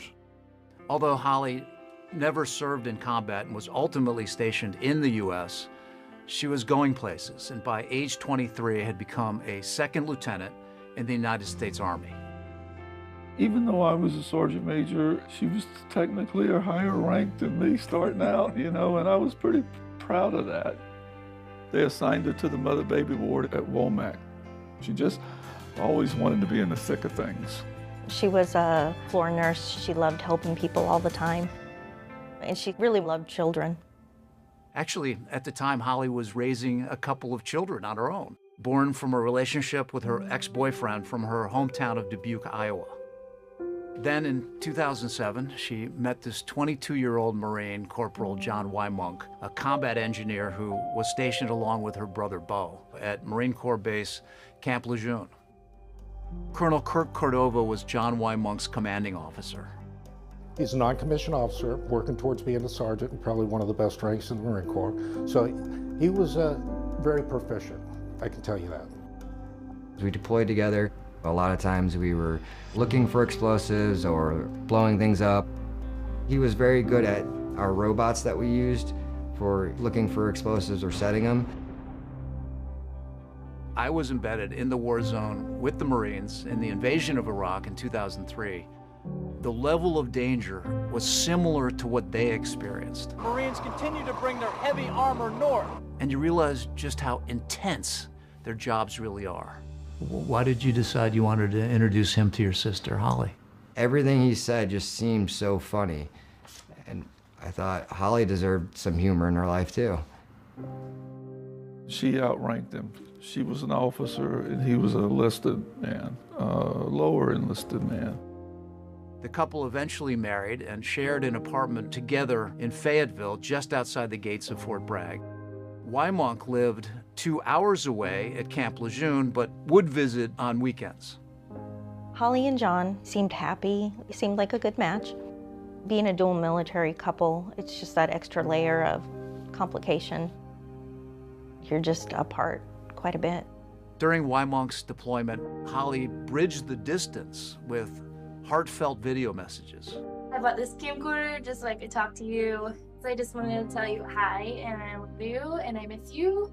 I'm very proud of you. There was a number of videos that she had made for him, you know, and they were sweet. I'm pretty excited. You'll be here in 2 months. She would talk about, you know, how much she loved him, how much she was looking forward to him coming back. I didn't talk to you, so I just wanted to send you a quick hi and let you know that everything's okay. Just being a sweet gal. Together, they were rising in the military ranks, newly married, full of hope, but everything would change on that terrible night Holly went missing. There is still no official word on the whereabouts and the fate of Army Lieutenant Holly Wymonk. Investigators speak with Wymonk, who says that he was hours away at Camp Lejeune and knew nothing about Holly's whereabouts. My wife got the call at home, and they said Holly was missing. Police and federal investigators are on the case. Crime scene tape surrounds the apartment complex. I began to see reports on the internet. The first report I saw was the police there, the military there, and they were towing her car away from the apartment complex. There was a lot of interest locally and nationally about what had happened to Holly.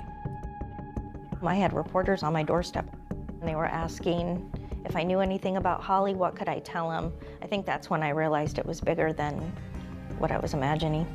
At this point, we didn't know if this was a random act of violence that occurred, or if this is someone that had kidnapped Holly or killed Holly. It's currently under investigation, and we're working with Fort Bragg trying to locate this person. People are scared, people are worried, and they've got to go fast to try to find her. It was all happening so rapidly, so quick. You decided to fly out to see exactly what's happening. I did. But your main job was really to find her. I came here on a mission. I was scared to death because I was afraid of what I was going to find. And when investigators are given the all clear to enter Holly's apartment, there was a note that had survived the fire. This letter. What or who will they uncover?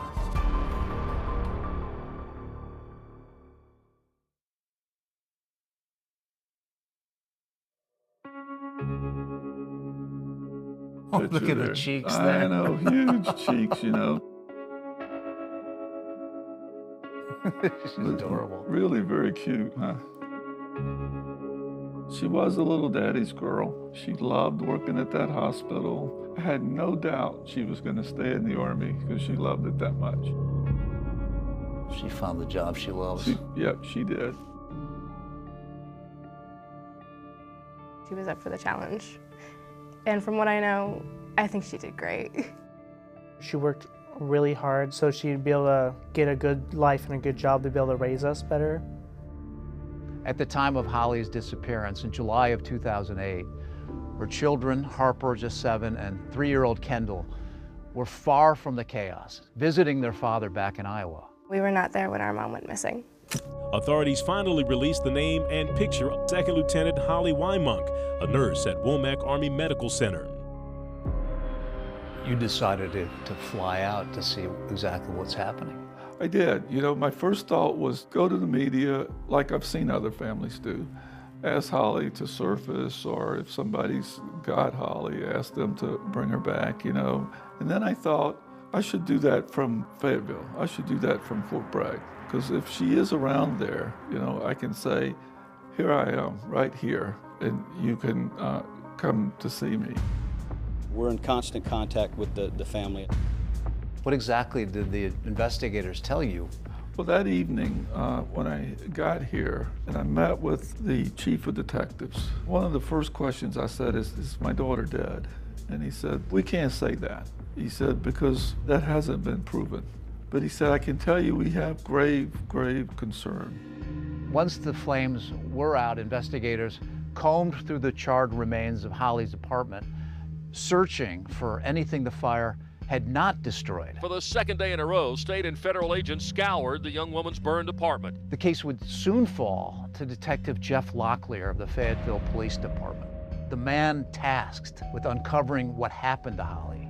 What was your reaction when you learned that the woman that's missing was a soldier? My partner and I, we were surprised. At that time, you know, the whole city was kind of on edge. How far are we from her apartment? So as the crow flies, maybe a mile, not very far at all. All of that stuff was pretty centralized around the mall area of Fayetteville. Holly's apartment sits along this busy stretch of road just 5 miles outside the gates of Fort Bragg, where she worked as an Army nurse. And her apartment building was actually the first building that you come to on the right. Down here, 146. Yep, 146. Well, as soon as we got here, we could tell, you know, looking through the back window, that place had been burned. She, of course, was not in there. What's the first thing you saw when you walked in? Well, I think a better question would be what was the first thing that I smelled, and that was gasoline. And there was so much gasoline in the apartment poured on the floor and on the carpet that as my partner and I would walk, it would kind of gush up next to our shoe. The fire department was really concerned about it. They said a spark could light this whole place up. Why was it the building was not completely burnt to the ground? Anybody can strike a match, but you got to know, you got to have enough air. With this amount of gasoline that was poured in the apartment, they didn't have enough air. They should have left the door open to have vented it more, and we would have had a more complete fire. So this was an arson, but not a very talented arson. Exactly. So in 2008, I was a forensic technician dispatched via radio to respond out to an apartment fire at that time. I initially just started taking photographs around. There's a certain level of emotion that teeters on excitement and anxiousness because you're kind of afraid of what you might find. By the front door, investigators discovered Holly's purse, still holding her ID, credit cards, her keys, and phone. For the detectives, the abandoned belongings are a red flag. Typically, being a woman myself, if I were to go off somewhere, my purse and at least my personal belongings, credit cards, things of that nature would have come with me. As investigators push deeper into the apartment, the kitchen reveals its own disturbing clue. I noticed that there was a knife block sitting over on the counter, and several knives were missing from the knife block.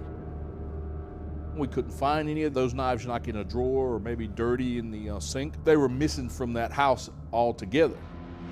We knew that could have been used as some sort of a weapon, so we certainly took note of that as well. The missing knives raised the grim possibility that Holly was stabbed. There were also signs of blood spatter in her bedroom, along with another disturbing piece of evidence. Probably one of the most alarming things about the master bedroom is, one, the carpet, the large amount of carpet that had been cut from around the door frame. It was almost, carved precisely to cut out a specific shape. So all of the bedding had been removed to include the pillowcases. So that was a little out of the norm as well, of a home that had been lived in where there was absolutely no bed linen on it at all. Then eagle-eyed detectives spot something easy to miss: a single bullet hole in the closet door. Something potentially could have occurred right in front of the closet. Amid the devastation, one piece of evidence survived, and it would become the investigation's biggest clue. I just happened to notice an odd scrap of paper in the middle of the hallway. Then once I uncrumpled the ball of paper, I notified Detective Locklear that there was a message on it. A note survived the fire. This letter. We just thought it might have just been some trash, some refuse, whatever, until we unraveled it. Can you read that? It says something to the effect of, she shot herself, and I tried to make it look like an accident. The note, scrawled in jagged handwriting and unsigned, hinted at Holly's fate, but raised more questions than answers.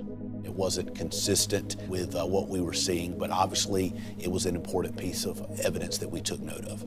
Was the note a confession or a calculated attempt to throw investigators off the trail? Even the smallest details are something that it may be insignificant now, but down the line it might be one of the most critical pieces of evidence that you have. When Holly's father arrives at the scene, the evidence looks grim, and yet he holds out hope. I believed Holly was alive. I said, I'm going to work to try to get her back here. And I'm going to do everything that I can do to try to get her back. The thought was that she still could be alive and that we could find her, but we knew this also could end very tragically. And with an active duty soldier missing, the U.S. Army search and rescue mission kicks into high gear. I mean, the Army's got a missing soldier, and that's a big deal. We'll dedicate as many people as we have because this is one of our own. It's a sister. This young mother, this soldier is missing. The clock was ticking. But where was Holly? And is there a hidden secret in this last photo taken of her before she vanished?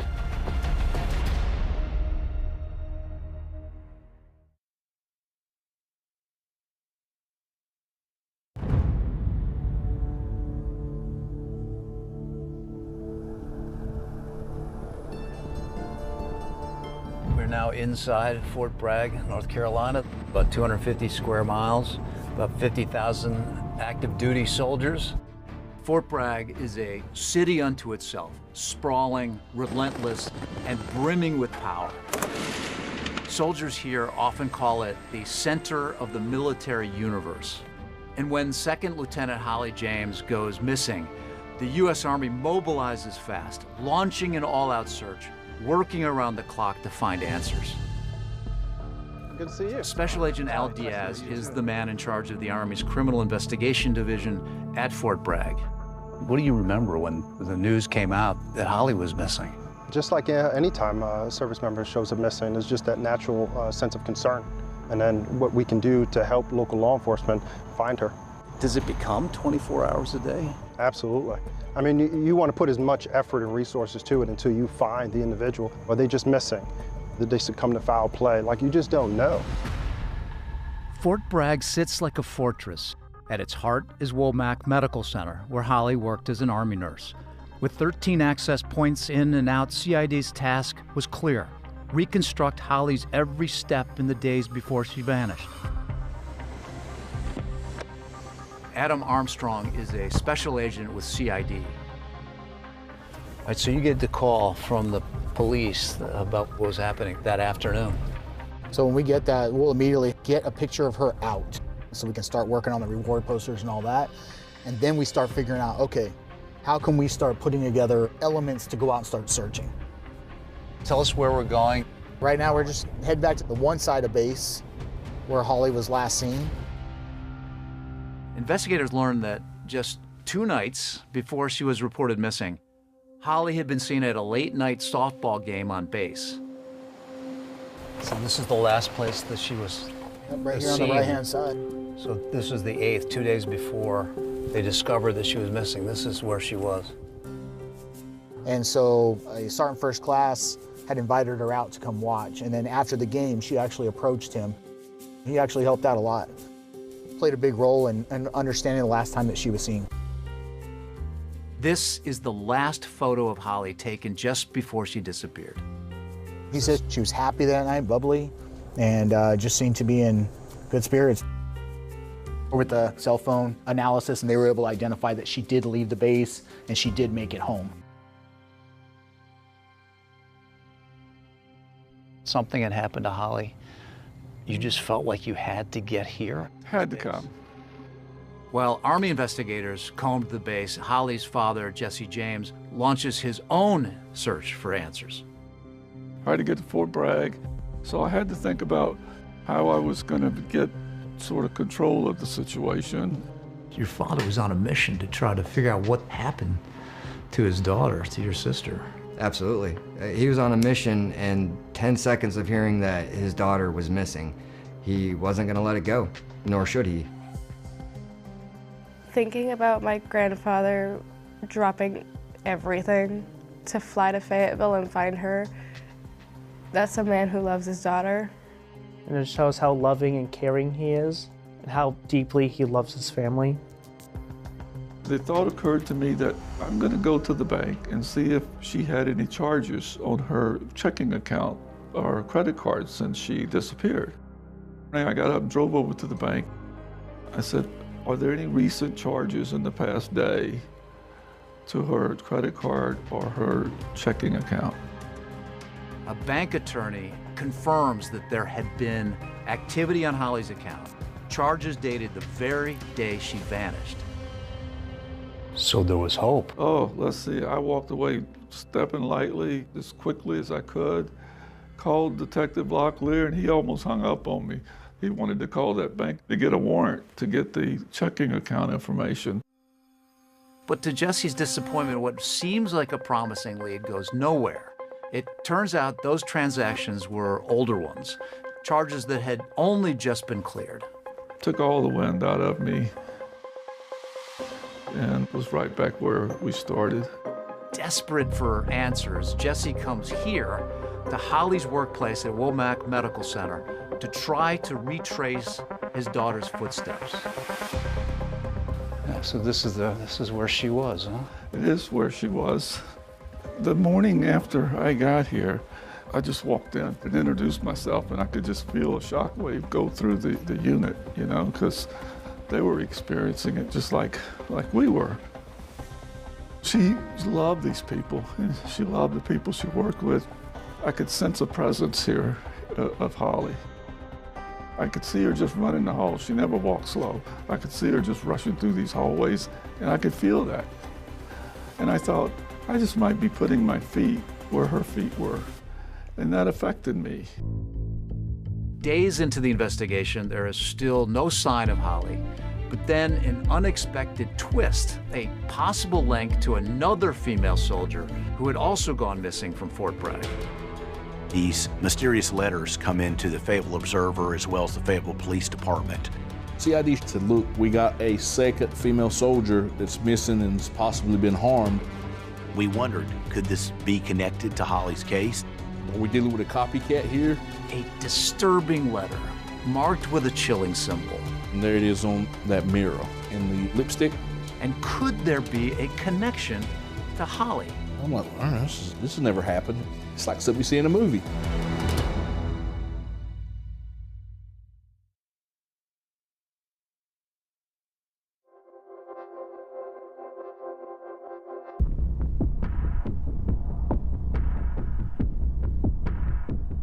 When I left the crime scene, I didn't think that we would find her alive.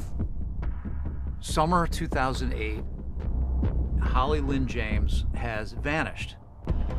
Teams of investigators search for clues in a burned out apartment near Fort Bragg Army Base. But it turns out Holly's not the only female soldier in the area to go missing that June. Yeah, right at the same time, there's 2 different investigations, also with soldiers, also females. It's 2 females now. Both are in the military, and both of the situations are nothing about them is normal. It was getting interesting here at the Fayetteville Police Department.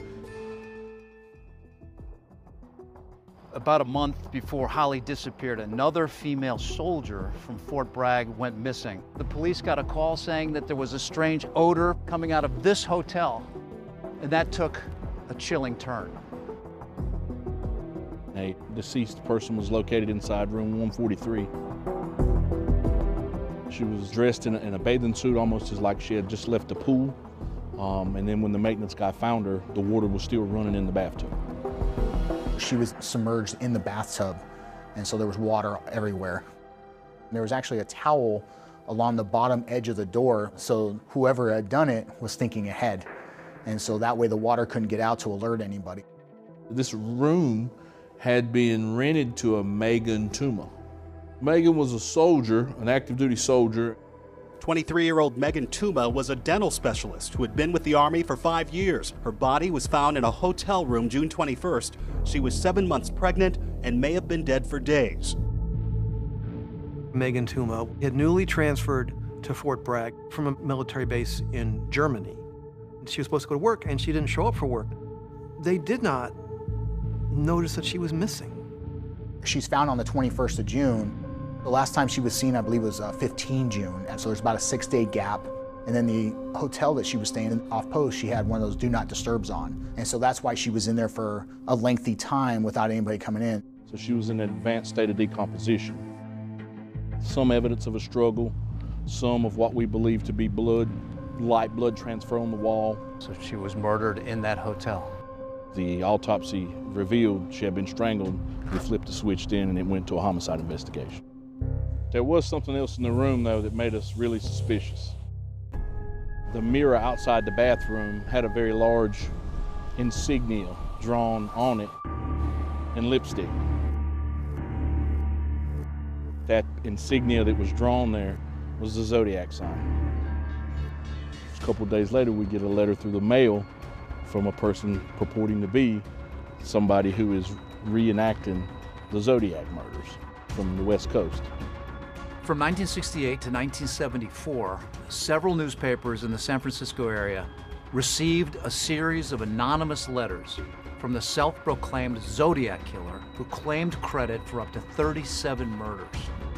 The 2007 movie Zodiac put one of America's biggest unsolved murder cases on the big screen. It's unsigned except for a symbol. Is it me? Or does that look like a gun sign? A letter has surfaced claiming the murder is a work of a serial killer. Good morning, Robin. That letter certainly has gotten everyone's attention. In a twisted case with very few leads, police have been forced to pay particular attention to this letter sent to a local newspaper. The writer signed the letter with a symbol made famous by the infamous Zodiac killer of the 1960s. The Fayetteville Observer received a letter, and this is what the letter said. I am responsible for the dead body that was found on Saturday, June 21st at 11:30 in room 143. I confess that I have killed many times before in several states, but now I will start using my role model's signature. We were sitting down in a meeting with CID about this exact letter when we got the call to go out to Holly's apartment. We were like, what is going on here? It's like something you see in a movie. The guy's trying to communicate with the police by way of mail. And you're looking at the possibility this could be the same killer. Of course, the same symbol is on the bottom of this letter that was written on the mirror in the hotel room, in the lipstick. So are we dealing with a copycat here? We very much thought that it was a possibility these were connected. Was Holly this killer's next victim, which would have been just a couple of weeks after Megan Tuma's murder. So it was certainly of interest and of concern in the disappearance of Holly. The public is demanding answers. Now people are making phone calls, they're calling the chief, the city council. Hey, is there a serial killer in Fayetteville? But as investigators dig deeper into the Megan Tuma case, they begin to question that serial killer theory. Detectives are able to uncover evidence that her murder might have been a highly personal one.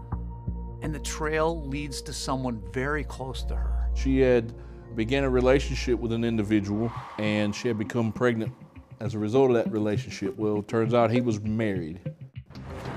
He was in the military on the same base in Germany that Megan was assigned to. And we did a search warrant on his house, and you wouldn't believe it, he was actually actively taking a crime scene class at a local college here in Fayetteville. Authorities begin to close in on the man that they think might be responsible for Megan's murder.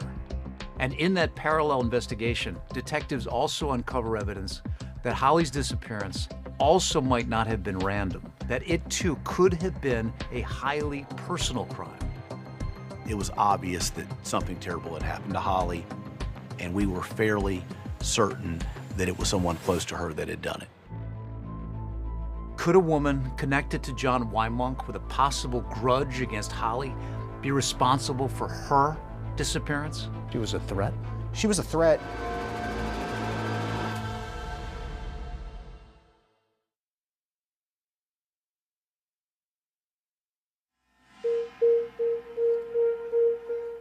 Two women stationed at Fort Bragg have met with tragedy. Fayetteville, North Carolina is a town on edge.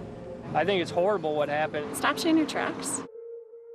The community was scared. It sort of put a lot of pressure on us as well. The public is wanting to know, what are we doing about it? But then a huge development in the Megan Tuma case as Fayetteville police close in on the person they suspect is responsible for her murder. Police in North Carolina are expected to offer details today about the death of a pregnant Fort Bragg soldier. Who was it that was ultimately found to be the murderer in this case? The person that was responsible for taking Megan Tuma's life was Edgar Patino. He was the father of her child that she was carrying. And then the person claiming to have killed her had sent letters to the newspaper and to the police, claiming to be like the Zodiac killer. We were able to prove that the letters that were sent were typed at our suspect's house by a typewriter in our suspect's room. Edgar was also married at the time, and he had killed Megan Tuma because she was pregnant with a child, and yet he was still married and he wanted to remain with his wife. And he's the one that set that crime scene up. He's the one that drew that Zodiac sign on the mirror. Patino was playing games with the cops, trying to be too clever for his own good and lead them astray, and I don't think they ever really bought it. So at that point, we had ruled out that the killer of Megan Tuma was also the killer or person responsible for the disappearance of Holly. So now the race is on to find the culprit behind Holly's disappearance. A review of the evidence at the crime scene has investigators convinced that Holly knew her assailant. There was no evidence that there was an intruder who had forced their way into the home through the door, through a window, or something like that. We never thought that some stranger walking down Morganton Road just decided to peep through this girl's window and do all of this. We were fairly certain that the person that had done all these things knew her and that she knew that person. Did it seem to indicate that this may have been done by somebody who knew the details of that apartment? Holly either let that person in or that person made his way into the apartment by some other means, possibly by a key. Detectives believe that whoever was in Holly's apartment also tried to cover up evidence of what happened there. We found actually a carpet cleaner, and we tested that carpet cleaner, and it tested positive for blood on a preliminary test. Just from what I'd seen, the reaction we got from the luminol, the amount of carpet that was cut from the floor in the bedroom, The bed sheets and clothing and stuff had been taken off the bed. All those were indicators for me that there had been at least some measure of crime scene cleanup that had tried to, to take place. Whoever did this might have tried to cover their tracks, but that crumpled letter was left behind. It appeared that whoever wrote that note was inside the apartment when this terrible thing happened to Holly, but it does not identify who they were or what their relationship to Holly was. The person that wrote this letter is the person that tried to burn that apartment, which is the person that knows where Holly's at. That's the way I was looking at it. At the time of Holly's disappearance, we knew she was going through a tumultuous time in her life. As investigators look into Holly's personal life for clues, they learned that about 8 months before she went missing, Holly had filed a request for a temporary restraining order against an ex-girlfriend of her husband named Lindsay. In the filing, Holly alleges that for 18 months, the defendant has continuously posted pictures of herself and my spouse on the internet with comments directed at me and claims I have changed my phone number 6 times. Holly would always call Lindsay John's little girlfriend. I think there was a lot of yelling, a lot of swearing. Holly was getting exhausted because of the bombardment. I think she was just at the end of her rope. Lindsay denied harassing Holly. In fact, she tells investigators Holly was the one harassing her, and she was never served with Holly's request for a restraining order. She was considered a threat. That's why we wanted to look at her, because we had to consider her. But when investigators talk to her, she denies having anything to do with Holly's disappearance.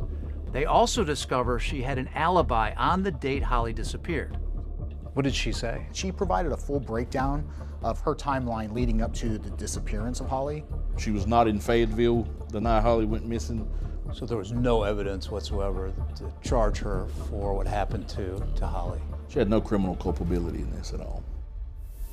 While Lindsay is fully cleared, investigators say she provides them with some revealing information about John Wymonk's activities the night of Holly's disappearance. She actually told us about a phone call that she had with John, and John said that he was actually on his way to Fayetteville. So that was a key piece of evidence for us. When she called him, he was like, I'm on my way, I can't do this anymore. Why would he reveal this to her? That's what we had to look at. As investigators learn more about John Wymonk, they decide to bring him in again to answer questions about his wife's disappearance. I'm at the point where I have no idea what's going on, okay? This is my wife. What the what's wrong with my wife? That's what we're all trying to find out. And a shocking discovery in the middle of nowhere will bring yet another Marine into the frame. Guess where I just come from? There's soot and dirt on my shoe. Why do you think there's soot and dirt on my shoe? How am I supposed to believe anything that you say?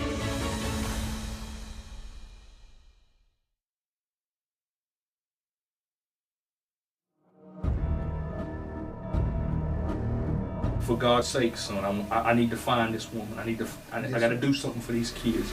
You know that everything's okay. I'll talk to you later, baby. Tell him it's a Chevy. It's a Chevy. His young mother, his soldier is missing. The clock was ticking. What's going on with my wife? You know what I mean? That's what we're all trying to find out. Here was a mysterious person running through the parking lot and getting into a black pickup truck. Today is the day of salvation. You better get on board right now. What he specifically said is, are y'all looking for a blonde girl? If you somehow committed a perfect murder and left no evidence, you could get away with it. Zach, what's the worst you've ever done? He said the worst thing I've ever done is kill somebody. He carved her name into a bullet and told her this one's for you. It's come to Jesus time. Now you tell me the rest of it. Tell me the rest of it.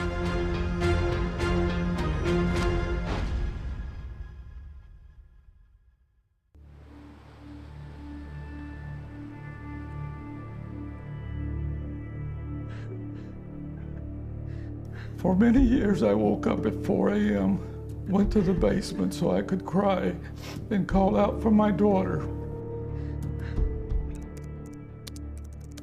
When I had contacted you, I had no idea it would be so complicated. You stole my daughter from me.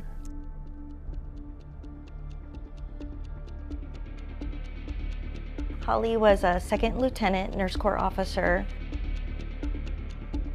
She was assigned to Womack Army Medical Center at Fort Bragg.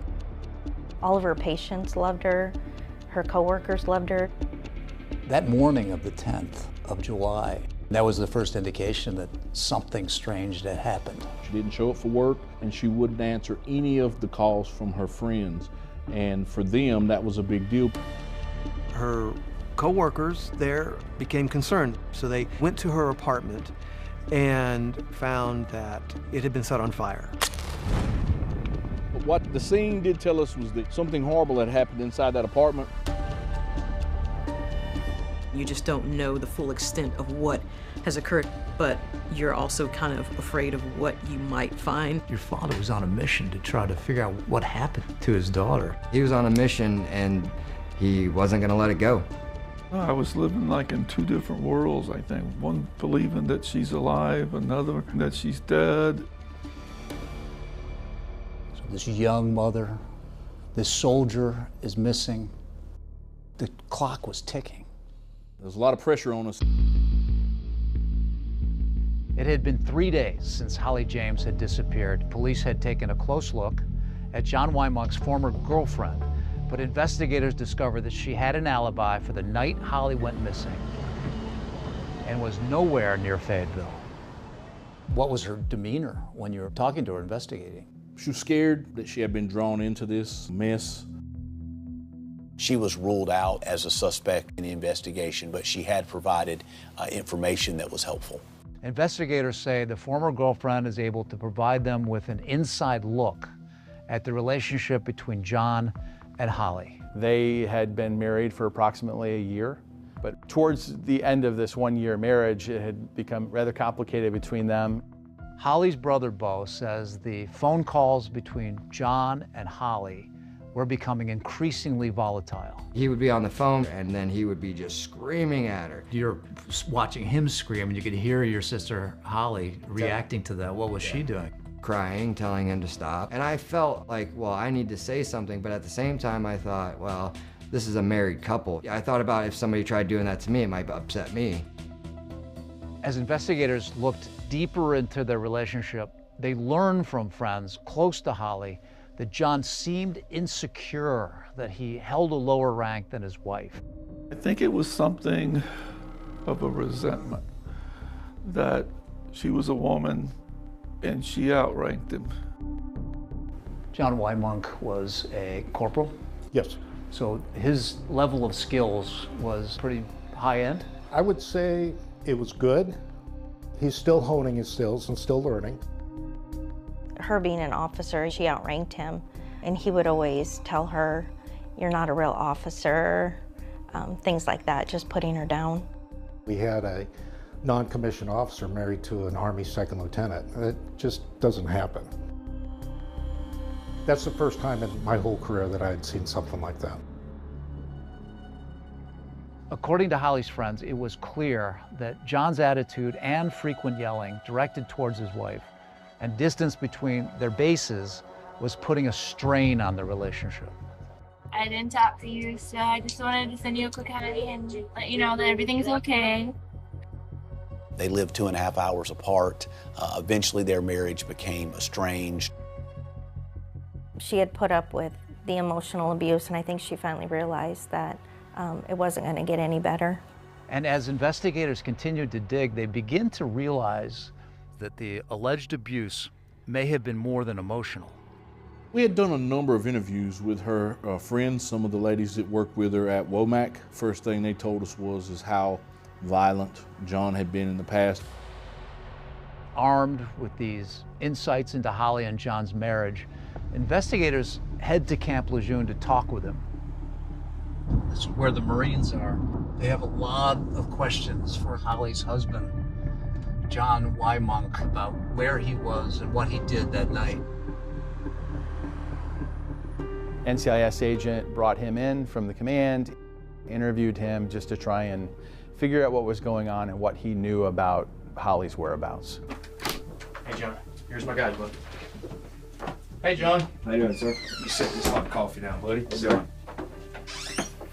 John, Jeff Locklear from Fayetteville. He expressed that there were concerns for his wife, that he did not know where she was.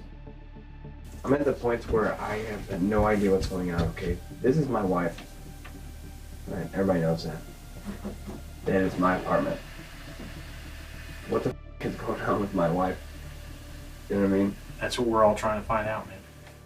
After a brief conversation, the agent conducting the interview noticed a smell of alcohol, and that Corporal Wymonk was likely intoxicated or under the influence of alcohol. I have been drinking. Okay. And I don't want the things that I say to be turned around. I don't want to talk with you now that I can smell the odor of alcohol. I don't want to talk to you about legal stuff while that's even a question in my mind. Let's handle all that tomorrow. So he's free to go. He's not in custody or whatever. So what did you learn in this investigation here? It gives me a chance to look him in his eye. It gives me a chance to smell him. There's a difference between regular sweating and stress sweat. You can smell that guy. Really? So you knew at that point? Yeah, he ain't telling me everything, right? In any type of case where we have a missing person, we have suspicious circumstances, I mean, the spouse is obviously a person of interest. NCIS will immediately look at them and trying to establish, are they related or are they unrelated? Either way. We continue to gather evidence, to interview people, really focus in on John's movements and whereabouts around July 9th. But as investigators focus their attention on John Wymonk, they are also conducting a canvass of Holly's apartment complex and get a tip that is about to pay off in a big way. Here was a mysterious person running through the parking lot and getting into a black pickup truck. It gave us something to go on. It was a turning point in the investigation.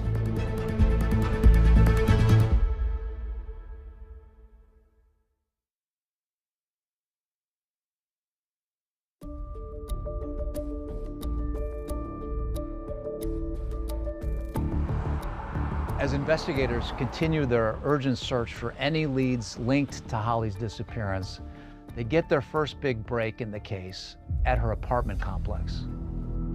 We began interviewing neighbors. Did anybody see anything? Did anybody hear anything? We interviewed one young lady, and she said that the night that apartment was burned, she was outside walking her dog. And she said that she saw a guy running through the shadows. She said he was purposely trying to stay in the shadows, and that he had dark clothing on, and that he was a white male. She did distinctly remember him running out to a truck. It gave us something to go on. Investigators talked to anyone involved in Holly's life to find out more details about that truck and who it may have belonged to, including at Camp Lejeune, where she often spent time with her husband. As the police canvassed and interviewed people at Camp Lejeune, they found out that a young Marine named Kyle had been asking around about borrowing a pickup truck to help a friend move some things, and that was in the time period that Holly had disappeared. Kyle is in fact Lance Corporal Kyle Alden, and investigators discover the identity of the man who he said he was helping to move. It was none other than Holly's husband, John Wymonk. This became a very important piece of information, so we wanted to talk to Kyle and see if we could connect the dots. Hey, buddy. Hello, sir. Hey, I'm Locklear. Alden is brought in for an interview at Camp Lejeune with Detective Jeff Locklear. This apartment, we got a fire at an apartment. Yes, sir. Okay. Do you know who owns that apartment? Without me even getting into specifics, go ahead and tell me who owns the apartment in Fayetteville. Who used to live there? John Wymonk. John Wymonk. And you know John? Yes, sir. Okay. So you had all this evidence. You go to interview Alden, so you treat him like your buddy, to be somebody who you want to be nice to. Never had to raise my voice to him. Weren't cussing and yelling at him. Weren't accusing him of anything. Just going through and stuff, and kind of set the stage for him to begin to let his guard down some. And you guys get to Fayetteville. when you went and picked up the stuff? We get to Fayetteville, walked to the back of the apartment building, grabbed the grill, left it over the railing, and put it in the truck. So you guys didn't go inside his old apartment? No, sir. Kyle Alden tells Locklear that he and Wymonk went to Holly's apartment but could not get inside. He then says that they left. He went back home to go sleep with his wife, but it turns out that Locklear had already spoken to Alden's wife. She says, I don't know what the heck's going on, okay? But not only that, but he's telling me to cover him, okay? He was lying about large elements of the story. This is true.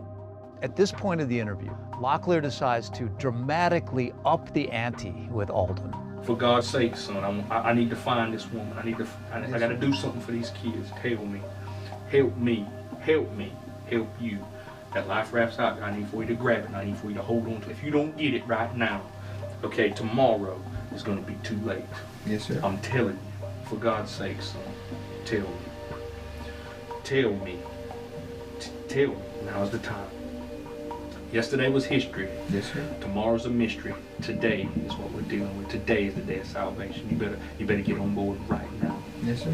He seems to be holding back. We think he knows more than he's telling us. Did John hurt Holly? I have no idea. Do you think John hurt Holly? Kinda, but I hope not. I do too. I would love for Holly to call me right now. That ain't gonna happen. But as Detective Locklear is turning the screws on Kyle Alden, the interview is suddenly interrupted. And somebody came and knocked on the interview door. Go outside and talk to the boss a minute. If somebody's stopping the interview, the building better be on fire. But somebody did. A 911 call has come in from a forestry service in nearby Onslow County. You what? Yes, you heard me right. That could lead to happiness or heartache. What he specifically said is, are y'all looking for a blonde girl?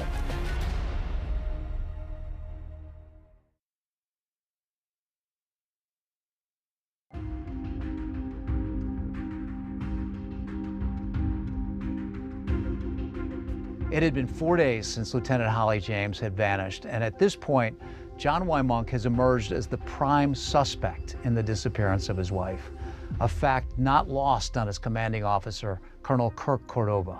The prime suspect was a Marine, and it was one of my Marines. And given the reputation that he had, did you think at that time that maybe he is somebody that could be guilty of this? Yes, given his nature and the fact that he is somewhat of a hothead and wanted to be in control all the time. As soon as I heard Wymonk was our prime suspect, I assigned somebody to him and make sure he didn't leave, didn't run, so we knew where he was at all times. While investigators methodically build their case against Wymonk, Jesse James decides to take a more direct approach, confronting him in person. What did he say exactly to you? And I drove out to Camp Lejeune, and he was with like 3 friends. I saw some arrogance, saw that he was drinking. I just leaned into him very, very close. And I said, John, if you somehow committed a perfect murder and left no evidence behind and no one but you knows it, there's a sliver of chance that you could get away with it. But I said, if one person knows, you're gonna die for the crime. What'd you read in his face? Fear. Fear that all the arrogance was gone. If I'd have had a gun that day, I would have killed him.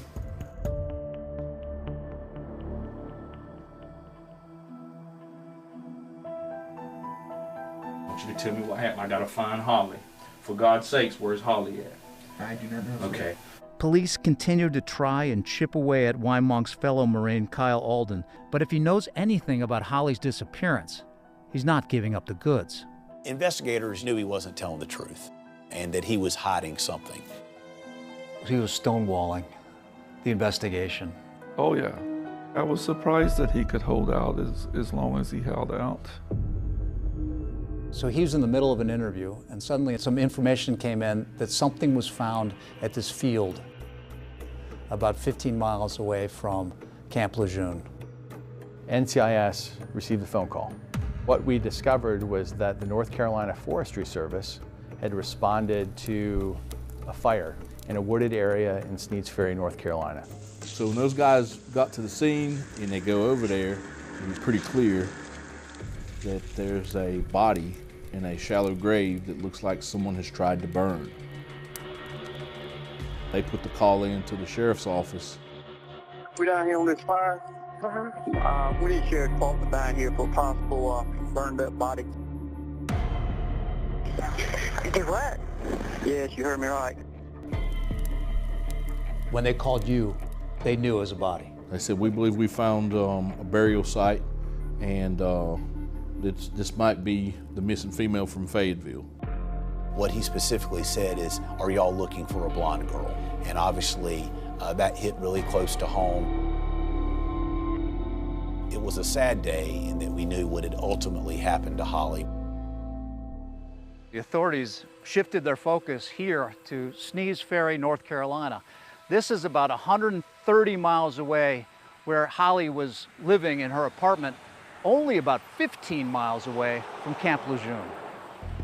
If you were looking to hide a body, it would be a good place to do it. It's a very remote spot. We drove out there to the crime scene, to the burial site. You saw a body there, a burnt body. I saw human remains rolled up in what appeared to be an air mattress. There was a hatchet in the burn pit with the remains. I saw a number of knives that looked like they came out of a butcher block. Were those the ones that were also identified that we saw in the pictures inside her apartment that day when it was found out that she was missing? Right, so those knives that were found with the body matched the style, make, and type that were missing from Holly's apartment. The best way I could explain it to you is it was an oval-shaped 6-inch hole in the ground, long enough, to place her body. So she was not buried, she was just laid there for the fire. And then how did they ignite it? Gasoline. Just poured it all around the area.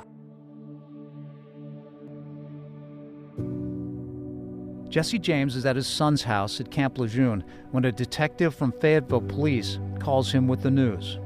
And of course I said, let's go. I'm going out there, to see the remains. And he said, I don't think you should do that. I don't think you should come out there with us. And I said, well, I don't care really what you think at this point. I'm going out where my child's remains were found. And he says, well, let me just try to make it a little clearer. There isn't much to see. He said the body had been burning for days. I know that when it came to finding her, there was a lot of love poured into it, and that is something that I really appreciate, that people who didn't necessarily know her still felt the need to find her and loved her as deeply as they did. An autopsy would confirm that the dismembered remains found in the pit were Holly's. The cause of death was a single gunshot wound to the head. During the initial crime scene process, one of the things that kind of stood out to me was a small hole in the closet door of the master bedroom. I didn't know why, I couldn't explain it. Sure enough, as soon as we cut that door into, a piece of bullet fragment fell out. So my suspicions initially were correct, that it looks like she was laying down on the floor in the bedroom. The round was fired into her head, it exited her head, it hit the concrete floor, ricocheted up, and rested in the closet door. One of the critical pieces that you need is the physical body of the person that was killed, and we had that now. And so the first thing we wanted to do is go talk to Kyle Alden again and ask him what really happened that day. But would this tough Marine finally crack? It's come to Jesus time, all right? But you can't get forgiveness unless you ask for forgiveness. You better get it out right now.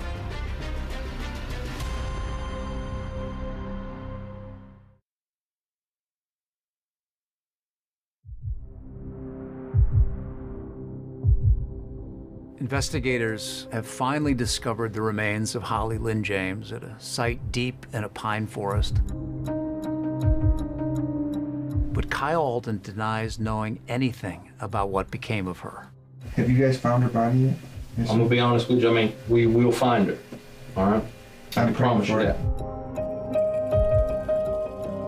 As the questioning continues, Detective Locklear decides to see if some psychological persuasion can get Alden to open up. And then I guess that's the whole crew. Photos tend to help get people in their feelings, and that's the reason I introduced some photos in the interview. So now you're showing him the pictures of these two adorable kids. Mm-hmm. He tried to not look at the photos. Every time I would catch him kind of leading off, not looking at the photos, I said, no, look at her and her kids. And that pressure really worked with him. Finally, Alden starts revealing details about the day of Holly's disappearance. He tells detectives that John Wymonk called to ask if he could borrow a truck. I told him I can make a couple phone calls and see if I can get a truck. He's like, okay, I'll meet you in Clinton. What is this? Kyle Alden and John Wymonk stopped at a Shell gas station in Clinton, North Carolina, which is about halfway between here and Camp Lejeune. And then we go into the gas station. He's like, you want something to drink? It's like, okay. And then we go back outside. We talk a little bit. He's like, what's the worst thing you've ever done? He said, the worst thing I've ever done is killed somebody. What do you think he means by this? I do not know. I did not want to know. What else does he say? He's like, you can't say anything about this, but I need your help doing something. Okay, and did you ask him what he means? No. Are you worried at this point? I'm kind of worried. I'm kind of hesitant. What could he have done? Why does he not want me to tell anybody?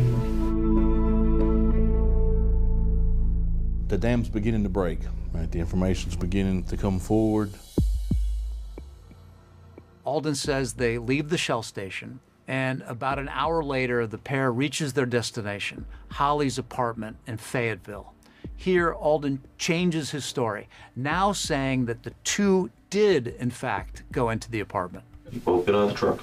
And then we walk down the sidewalk, back over to his apartment. Then I come into the master bedroom, and the carpet's torn out. I just don't think that he was prepared when he arrived at her apartment for what he saw. So you guys carried that stuff out to the other truck? Yes. What do you do next?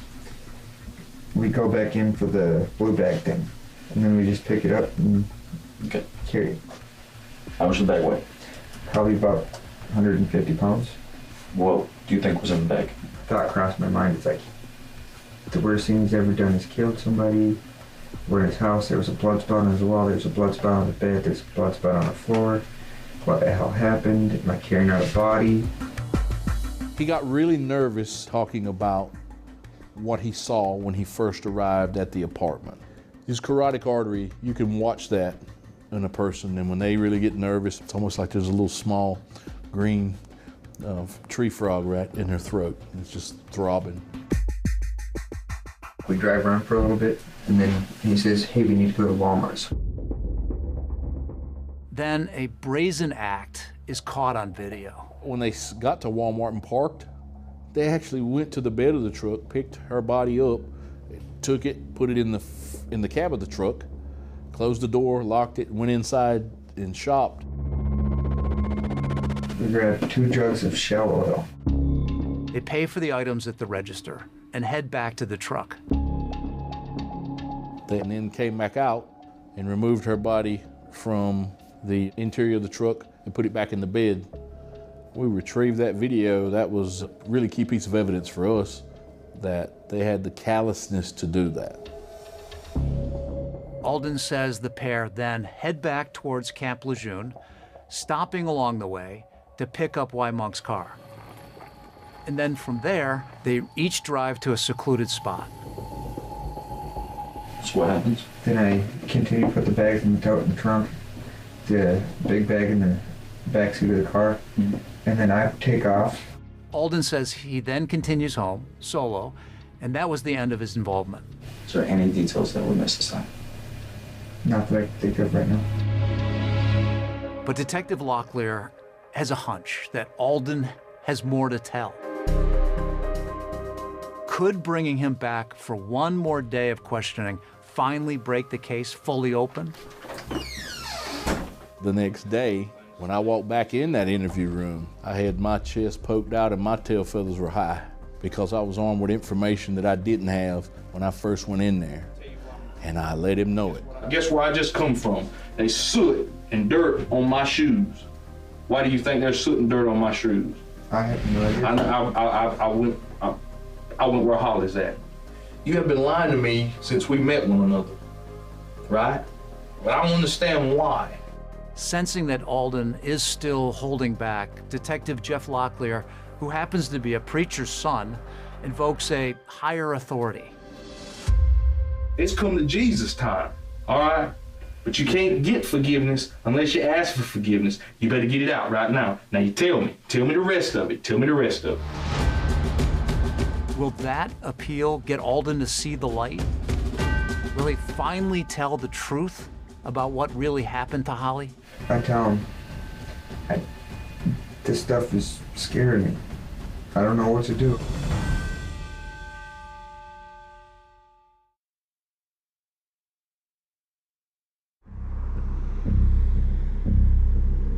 In the NCIS building at Camp Lejeune, it's been 3 long days of questioning for Marine Kyle Alden. And it's at this point he finally tells investigators what he claims to know about John Wymonk's involvement in the death of his wife, Holly. He called me, it was around 6:30. He said that he'd been there all morning and all afternoon. He said, I killed her. I didn't ask him how he killed her. I just said, why? You have to be careful in situations like this. He's telling me a story, and if I encourage him and it's not correct, he'd go down the wrong road here. Told me that she didn't die right away, so he had to hit her again. And I told him I don't want to hear that. But he still kept telling you, didn't he? Yes, sir. What did he say? He's like, the look in her eye, he'd never seen anything like it, the look in her eye. Kyle Alden then says he and John Wymonk are not yet done at the apartment. He told me he had to burn the apartment and he had to let it burn a really long time because he wanted to try to get rid of all the evidence. They had devised a plan and made an agreement that they would drive her remains back to the area of Camp Lejeune and find somewhere at that point to bury the remains. Investigators say they choose a place familiar to Alden. Alden was living not far from here. How far away was he? As the crow flies, about a half a mile. The reason they picked this area was he was familiar with it because he had been back here doing some target shooting. That's how he even knew that this place existed. I had enough probable cause at that time to charge him with the arson and the conspiracy to commit the arson. That allowed me to arrest him, Alden, and arrest Wymonk and get my hands on him and get him back to Fayetteville. With both men in custody, the focus now switches back to John Wymonk and what possible motive could he have to kill his wife. Investigators believe the answer to that question lies in what they were told about John's alleged violent treatment of Holly. The first time we really talked about it is when her and John Wymonk got in the fight, and she showed up at my house. Her hair was a mess. She had scratches and claw marks all over her back. We came out a couple of weeks on vacation to visit Holly, a couple of weeks before she was murdered, and I met him again once there. I just really didn't have a sense that there was anything until she began talking about a divorce. Authorities come to learn that Holly filed for a protective order against John Wymonk in May, less than 2 months before she was killed, in which she alleged a chilling encounter with her husband. We discovered that there had been an incident in the prior months leading up to this where he had threatened suicide and also held a gun to her head. To her head? Correct. Threatening to kill her? Yes. The night that Holly left John at the apartment, she was kind of telling me everything that happened, that John had threatened her. He carved her name into a bullet and told her, "This one's for you." The fact that he was in the military and went as extreme as he did makes it so much worse, because his main priority should have been protecting her. That was his main job, was to protect a mother and a wife, and he couldn't, and he wouldn't do that. After Holly did not show up for a court hearing on the protective order, the case was dismissed. You need anything to drink? Glass of water, sir. You want some water? Fair enough. Despite the growing amount of evidence against John Wymock implicating him in Holly's murder, Wymock still will not talk. Armed with the information that Kyle had given investigators, they gave John Wymock an opportunity to come clean and tell what happened. He said he wasn't going to talk with them without an attorney present. Okay, stand up. Follow me out here. He was then charged with first-degree murder, second-degree arson, as well as conspiracy to commit second-degree arson. Corporal John Wymock is accused of killing his wife, Second Lieutenant Holly Wymock, a nurse stationed at Fort Bragg. My client is presumed to be innocent. We don't want this case tried in the media. We want it to be tried in a court of law. Taking a case to trial, there's always risk involved. In this case, we had very good information from Kyle, and the thought was that Kyle would testify at trial as to what happened, and then we would put all the circumstantial evidence together to point to the fact of what John Wymock had done that night. While John Wymock pleads not guilty to all charges in connection with the arson and his wife's death, Kyle Alden is now cooperating with authorities. He agrees to take Detective Locklear through the night of Holly's murder at the scene of the crime. It was very telling to bring him back to the spot. He had never been here before, right before that night. This is only the second time he had ever been here, and he could still remember where he parked. I parked right there besides the Chrysler. It was worth taking him back out there and having him tell it from the viewpoint of the guy that was there the night this happened. From there, you guys went to... we went back out towards Jacksonville Sneads Ferry area. Did he give an indication of why it is that he did what he did, what Alden did? The only explanation that I'm aware of is that Wymock, being another Marine, asked him for help, and he agreed. You're a Marine, would you do that? Absolutely not. After he confessed, Kyle Alden was charged, and he ultimately pleaded guilty. Kyle Alden was sentenced to approximately 5 years in prison. And at a hearing for John Wymock, Holly's brother Bo sees the man he once called a friend, now accused of killing his sister. But we stood up when Wymock came in, and he didn't even look. He didn't turn around. Ultimately, in 2010, John Wymock pled guilty to first-degree murder. John Wymock is sentenced to life in prison for arson, conspiracy to commit arson, and Holly's murder. The district attorney called me and he said, I have Wymock here. His parents have convinced him to take a plea of life without parole. I said, you just take the plea and send him to prison. So that's what they did. Did you hope there was a death penalty? I personally wanted it, yeah. It's a different opinion than my dad's. With John Wymock now behind bars, Jesse James still has questions. Did you expect he would write back to you? Will this father finally get answers from his daughter's killer?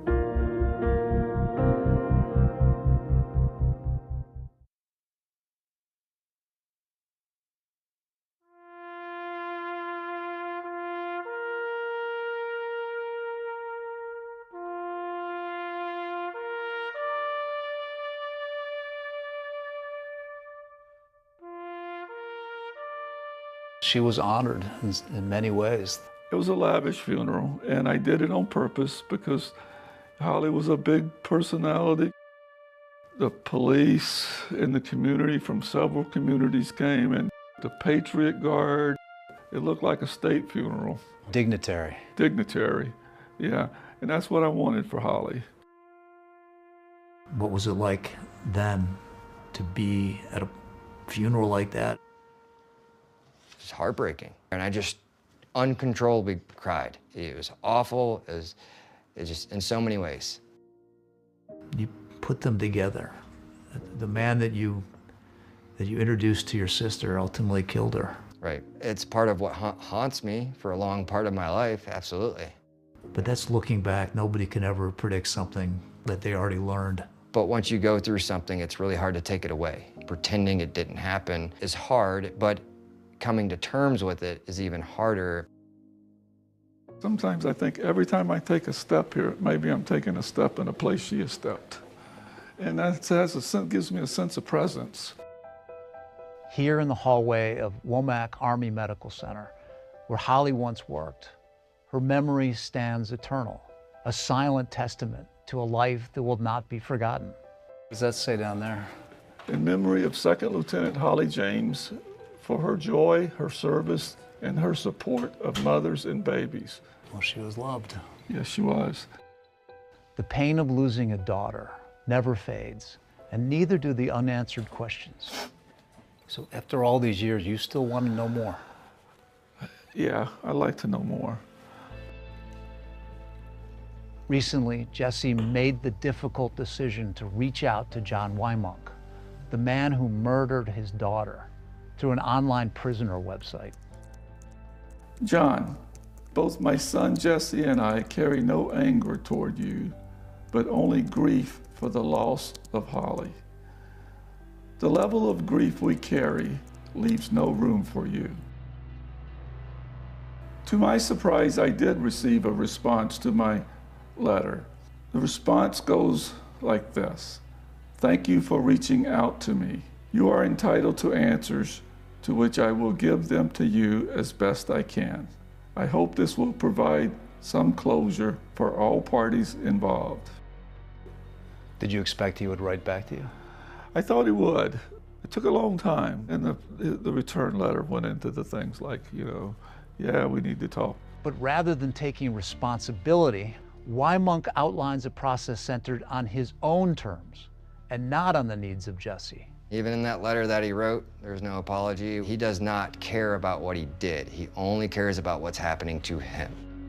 You are now communicating with the man who murdered your daughter.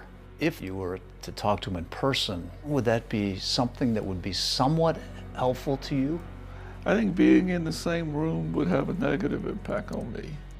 John, I can assure you that I have no interest in engaging in restorative justice or any sense of closure with you. How could you possibly restore 17 years of life without Holly? I've fought to live a life of joy because I didn't want to be a victim of John Wymunk too. So you've never been there? Never been there. Would you want to go there? At this point, I think I would like to do that.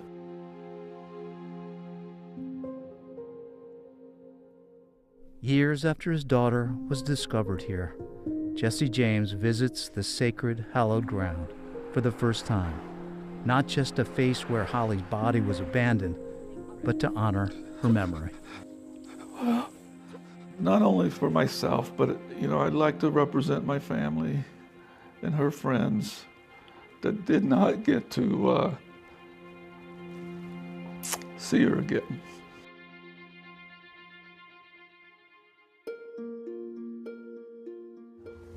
What do you think about now?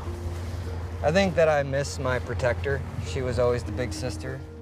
Today, those who loved Holly keep her memory alive, remembering her as the devoted mother and dedicated soldier she always strived to be.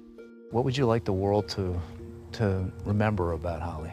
I think she should be remembered for trying to give so much. My sister loved protecting the people she cared about. Got the same smile too, right there. I want people to remember her as a really good mother with the time she had. I am very proud of who she was. A patriot is someone who goes above and beyond, and that's what she did. Like, no matter what.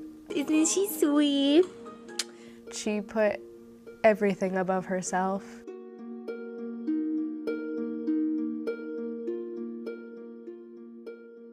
And I don't think there's anything more patriotic than that.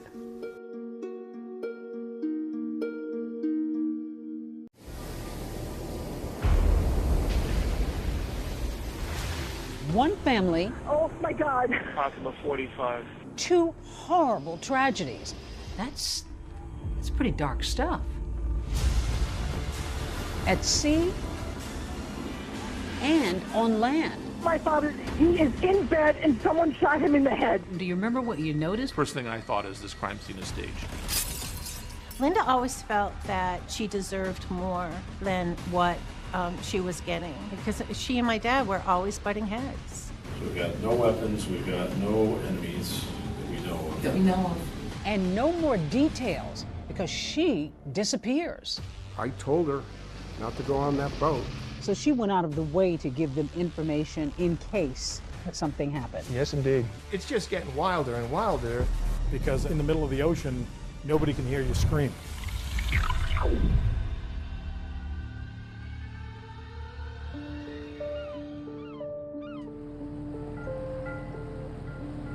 Every fisherman has a story about the one that got away.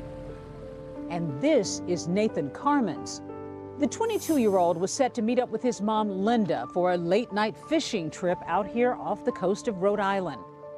But for Linda, the trip was less about catching bass and more about bonding with her son.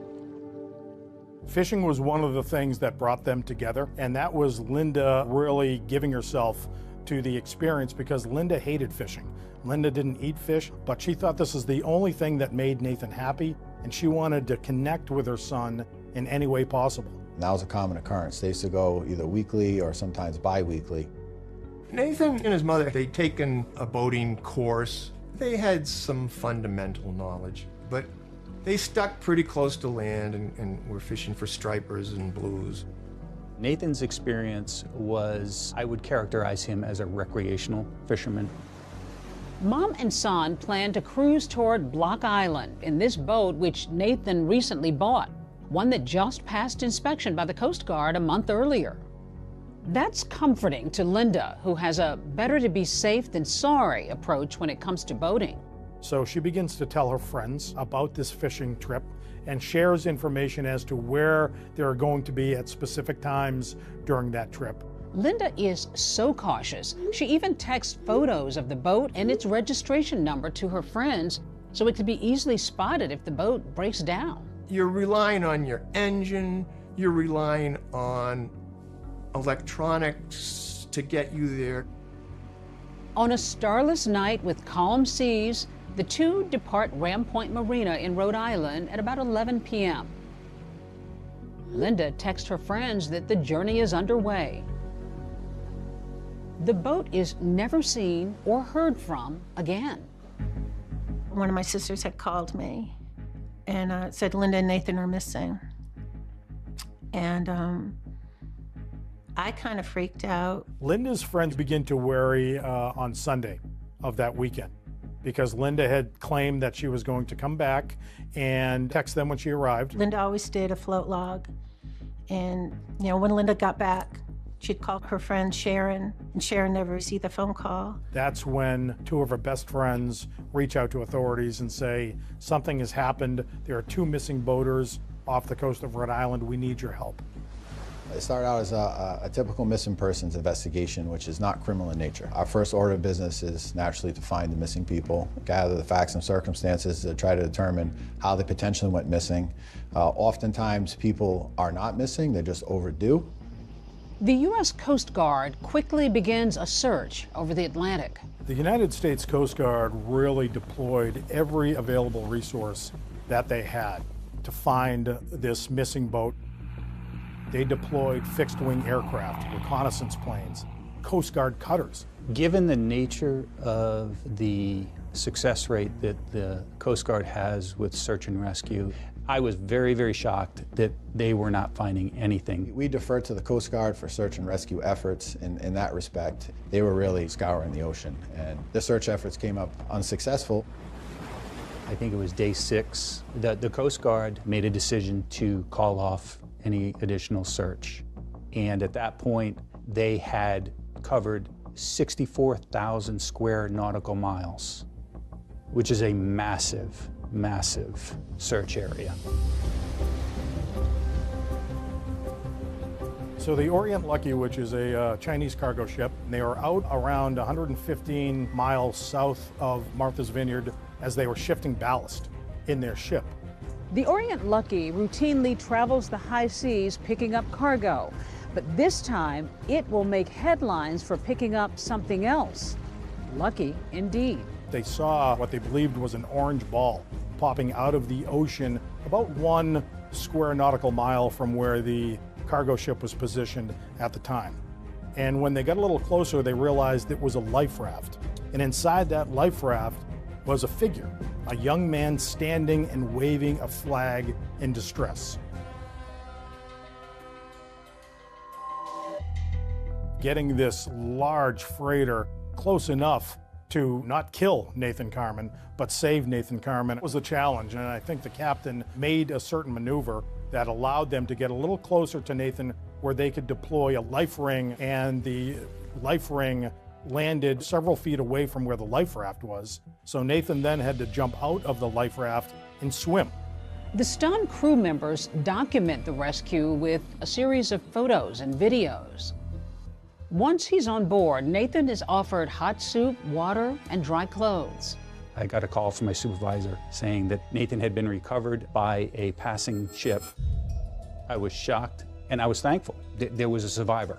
The rescue, a kind of needle in a haystack, becomes international news.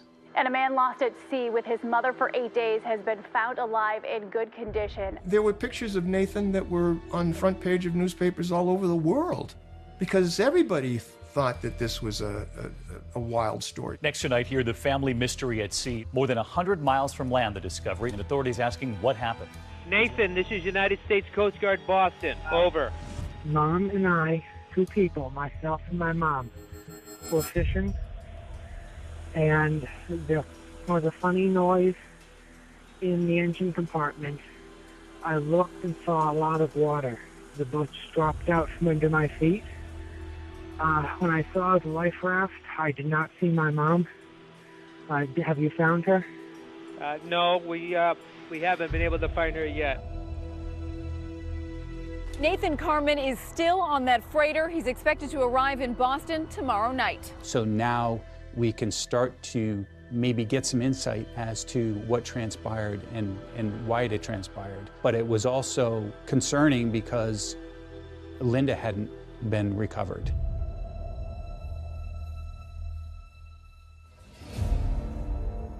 Happy to be back on land, but exhausted by his ordeal, Nathan heads home and asks for privacy. I would just like to thank the public for their prayers and for their concern for both my mother and for myself. It's not the first time this family has dealt with drama and tragedy. Oh my God! Oh my God!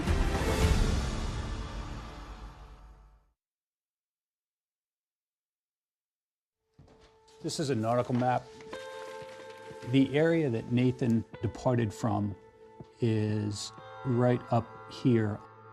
His transit would have taken him down this body of water here. That is the point in which one of the individuals traveling inbound observed Nathan and Linda on the boat. And that was the last time that anyone saw the boat.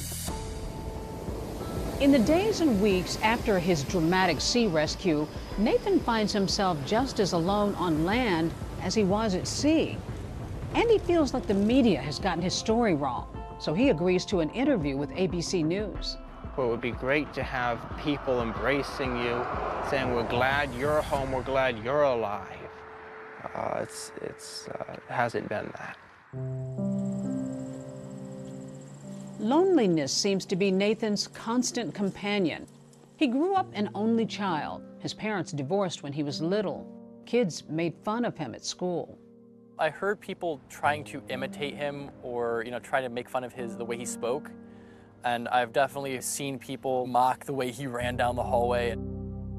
I got the impression that a lot of people didn't try to talk to him, and maybe that kind of contributed to his loneliness or feeling isolated and uncomfortable being in crowds and with other people. His best friend in the world was one who wouldn't judge him, a horse named Cruz. Yes, I was very fortunate in that regard, and I was able to really form a strong bond emotionally. Cruz and Nathan had a very tight bond. It was definitely his best friend, his confidant. I went to the stable once with Linda and Nathan. We were ready to leave the stable. I said, well, where's Nathan? Go on in and get Nathan. She's like, no, Nathan loves to spend time with Cruz alone before we leave. And he was there for probably a good half hour, if not longer, just spending time with Cruz in his stall. But when Nathan is 17, that bond shatters. Cruz dies. Devastated, Nathan runs away from his Connecticut home. Nathan doesn't stop running until he reaches Virginia, 600 miles away. That's where a sheriff's deputy finds him.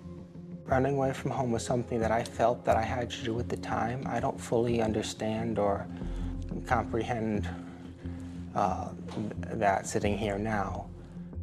A couple of interesting things Nathan had on him on his possession when he was found in Virginia. He had $4,000 in cash. That money had been given to him by his grandfather, but he also had a couple of photos of his horse, Cruz. And he had a Ziploc bag with some of the horse's hair in it. His parents drive all night to Virginia to bring Nathan home. Clark Carmen told me that Nathan had fled to a horse farm, or that's where he was supposed to be going, in Florida, because Nathan had told his father that that was a place that he could feel normal. Nathan is diagnosed with Asperger's, which we now know as autism spectrum disorder. Social interactions and communication skills can be challenging. I'm not someone who understands relationships or who's good about talking about emotions. But Nathan does share a close relationship with his grandfather, John Chocolos, a wealthy real estate developer who made his fortune in the nursing home business. My dad had 5 sisters and 4 daughters, and then he had his first grandchild. That I think Linda was really excited that she had a boy to bring into my dad's life. And then Nathan comes along, and he's your uncle's first grandchild. He doted on him. Right. How excited was he to have a grandson? I mean, there's not really even words for it. He had such great hopes for that kid. Tell me about the daughters in the family. I think they were all different individuals. Elaine was the oldest. The next one down was Linda. She was more like John, personality-wise. Charlene is the next one down. Valerie's the youngest. I think she was kind of like the apple of John's eye. My grandfather was the closest person to me. He was like a father to me, and I know I was like a son to him. When it comes to business, Nathan, a teenager, has a pretty unusual role at his grandfather's company, one that requires him to look and listen closely. John Chocolos brought Nathan to all of his business dealings because John Chocolos was hard of hearing, and Nathan was his both eyes and ears at every business meeting. They would consult each other after the business meetings were completed. So I think that, you know, John Chocolos was grooming Nathan to take over the family business. I got the feeling that John had a very good relationship with him and was trying to cultivate that. Nathan was as introverted as John was extroverted, I think. What was his relationship like as Nathan is growing up? You said there weren't enough words. He kind of treated him the same way that he treated me when I was a kid. You know, I mean, he couldn't do enough for him. The only problem with it is that John always looked at a problem. If there's a problem, if you throw enough money at it, it's going to solve it. John Chocolos doted on Nathan, gave him anything he wanted, whether it was a credit card or a new truck or a new apartment. There was nothing that Nathan needed because John was always there with his checkbook or his credit card to give Nathan anything he wanted. With a support system like his granddad, Nathan's future could be limitless. until one phone call changes everything. Oh my God! Oh my God! The front door was locked. Oh my God! Possible 45. Oh my God! I don't even know what to do. I don't even know where to look.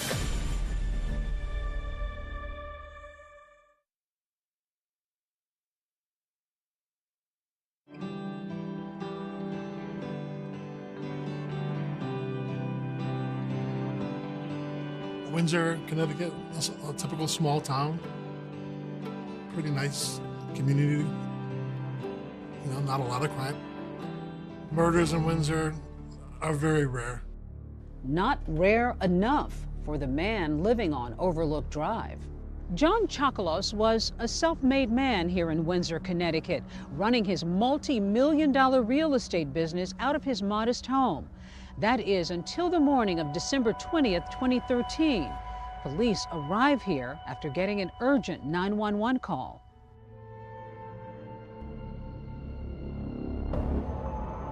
Okay, what's your emergency? I came to check on my father to pick him up for an activity.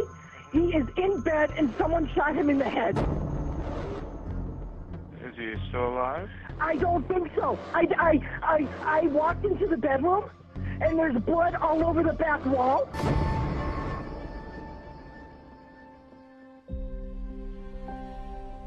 When I saw the news and my dad being brought out, you know, in a body bag and them saying it was a murder, and I lost it. I lost it. I fell to the floor and I'm crying hysterically. My name is Scott McGregor.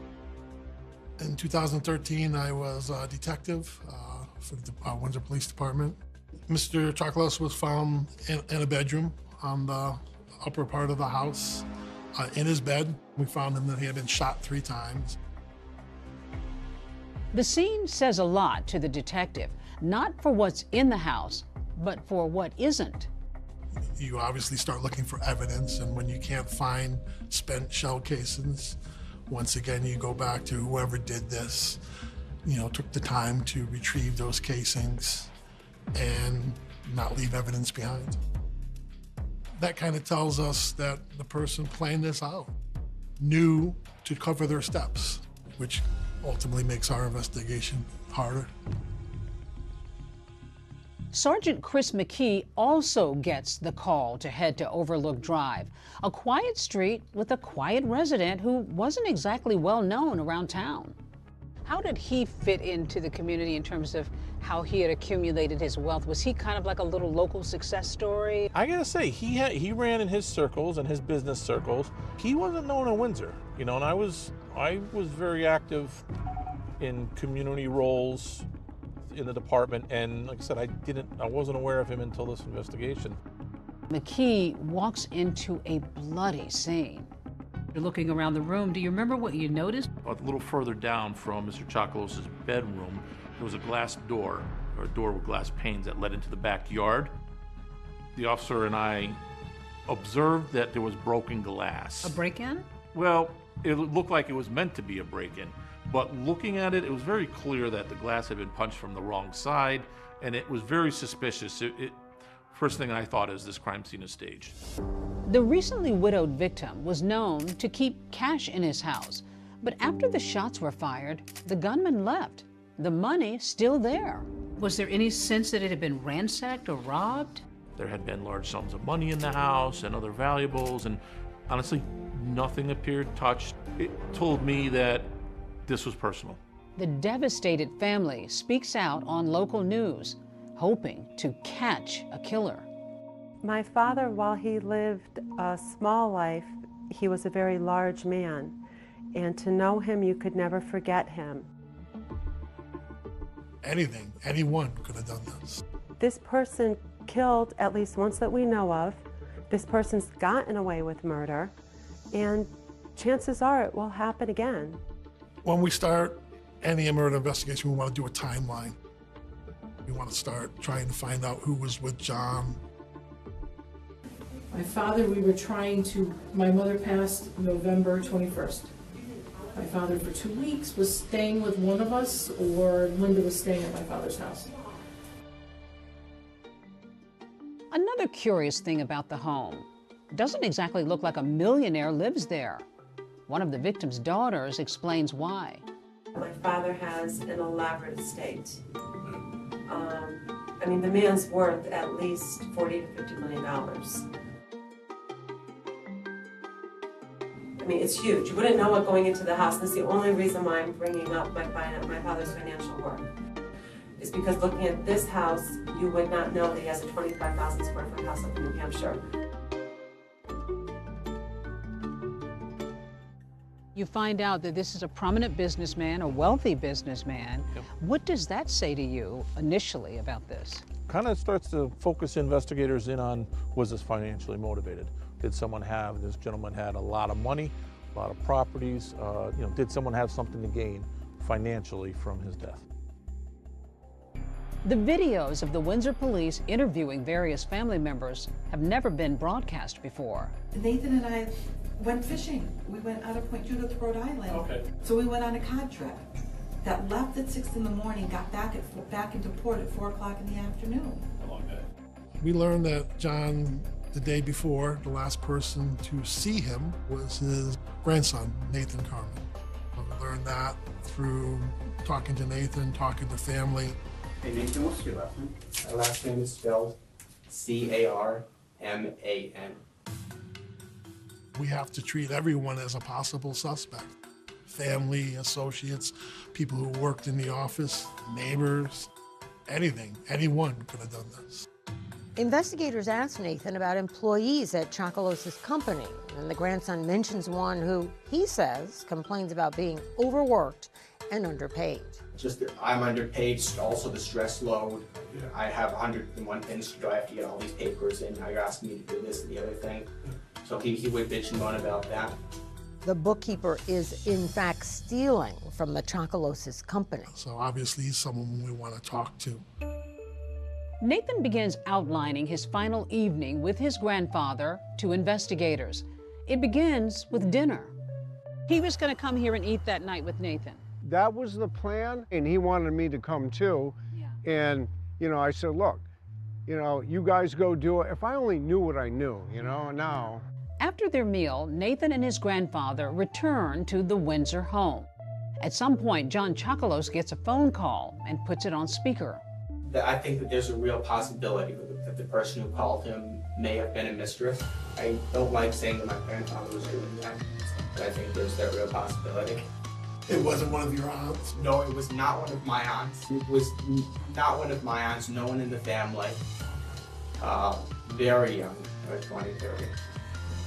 And he then told that female voice to just wait, hold on a second.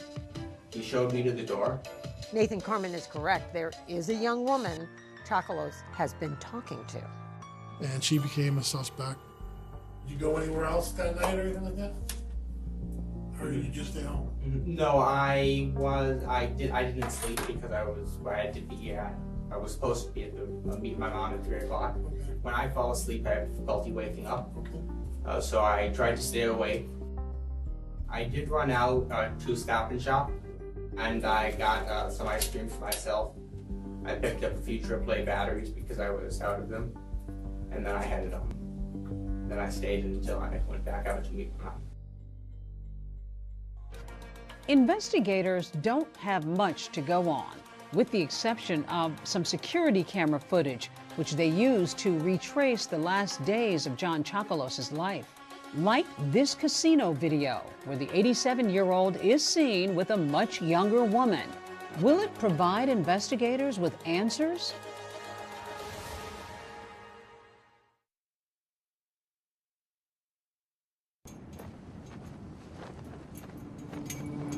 The Windsor Police Department may not know who killed John Chocolos yet, but they are beginning to understand who did not.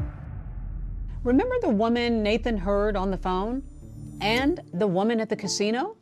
They are one and the same. So John Chocolos struck up a relationship with a 25-year-old woman. over the course of a year. She was an acquaintance of John who was going to the casino, staying overnight. The night of the homicide, she confirmed that she had talked to John, but she was kind of quickly dismissed as being involved. Investigators have also tracked down that bookkeeper Nathan mentioned. His name is William Sati, and he too is cleared. He had had an alibi that night and was confirmed. I think he was actually out of the state at the time. I think we found him in Rhode Island. While cleared as a suspect in the murder, Sati was later convicted of stealing some $400,000 from Chocolus' company. But that's small change compared to the money the patriarch was handing over to family members every year. One of the problem children was Linda. Linda was taking John's allowances and going off on spending sprees at casinos, or going skiing, or taking these lavish trips around the world. Linda always felt that she deserved more than what she was getting. I don't know why she felt that way. I don't know, because she and my dad were always butting heads. Father and daughter also butt heads over the way Nathan is being raised. The relationship between John and Linda was always volatile, but one day it turned violent. And that was over Nathan's care. Nathan was put into a psychiatric hospital shortly after his horse, Cruz, had died. And the accusations begin to fly. Linda accuses John of smothering her son with all sorts of riches, and John is yelling at Linda, saying that she is a bad mother and that Nathan is normal and that Nathan should be treated as such. And at one point, John reaches across the table and grabs Linda by the hair and starts to pull it. So Linda swings and she starts to fight back at her father. And it's a combustible moment that probably lasted a minute plus, and they're swinging at each other, they're fighting each other, and the orderlies are summoned as well as the local police, and Linda is arrested right on the spot. Linda chalks it up as two people cut from the same cloth. I don't back down for my father. Yeah. And it's just his personality not to back down. Yeah, sure. And it's not his personality to back down either. So if anyone would have fought with him, you know, our house, and when we were not on good terms, but I since started speaking to her again. Probably about a year ago. Did that concern you at all in terms of looking at him as a suspect, that maybe he might exhibit behavior that you wouldn't normally see, but he does have a disorder? That was a concern of many of us, is are the behaviors we're seeing, are the answers he's giving in that one interview that he did grant, are these more aligned with behaviors perhaps of someone who is on the autism spectrum? Or can we look at these for what we normally would kind of think, this is kind of sketchy, a little suspicious, we want to delve more into this. Was your grandpa involved during that time? Yes, my grandpa, he facilitated financially my ability to go off on. So for Linda, the recent fishing trips are a way of pulling her son back into her life. But now there's the murder of her father to deal with and lots of money at stake. Everybody is under the microscope. Do you own any weapons? No. Anybody else in the family own any weapons? No. Anybody have access to any weapons? Anybody that knows anybody that has weapons? Nothing at all. Okay. So we've got no weapons, we've got no enemies we know of. That we know of. Do you own any firearms? I do have an air gun. Okay. I'm not sure if that counts as a firearm, but is it the only? Yes, it is. But after speaking with a long line of friends, family, and business associates, investigators are about to realize they've been lied to.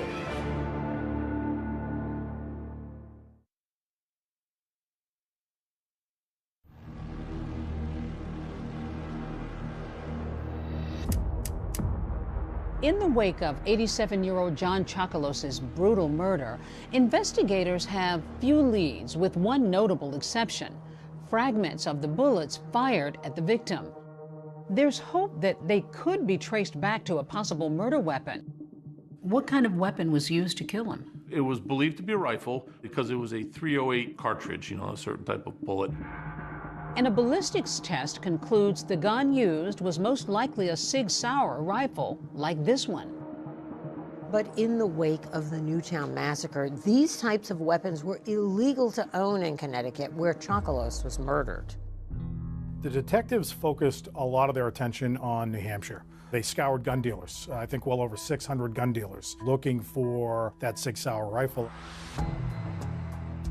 Eventually, investigators make their way to a place called Shooter's Outpost and speak with salesman Jed Warner about recent purchases. He remembers an interaction with a customer just weeks earlier. He definitely stood out because he looked like he came off like a construction site. His pants were dirty. He was wearing like a pair of like dirty boots, like a construction feel about him. We started talking about rifles and targeting. He said, actually, I'm very interested in the Sig Sauer 716. It's an expensive rifle, retailing for almost $2,000.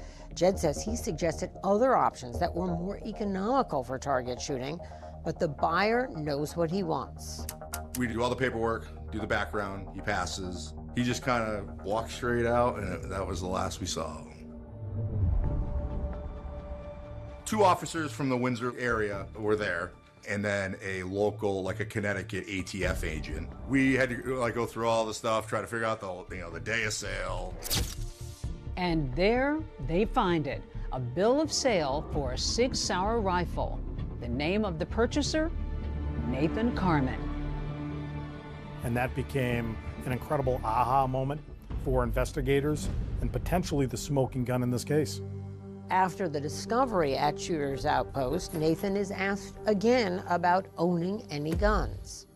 And since, because I just wasn't feeling safe at home, I did buy a shotgun.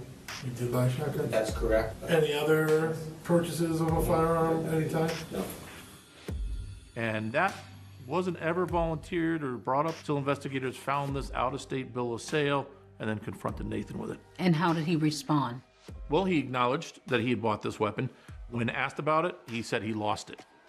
And he didn't know where the gun was. That had to be really a red flag for you all. It was.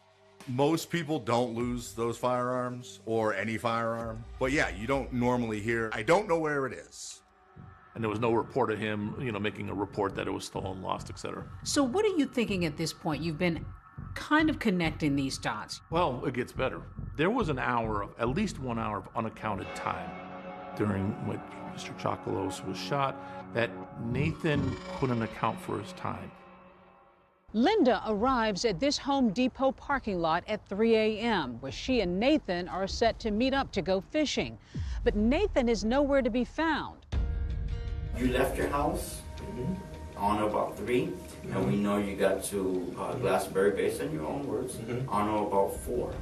Why would it take an hour to travel, and I'm guessing 20-something miles, at the rate of 65 miles an hour? It's just mathematically not possible. On or around 3, okay. About 3.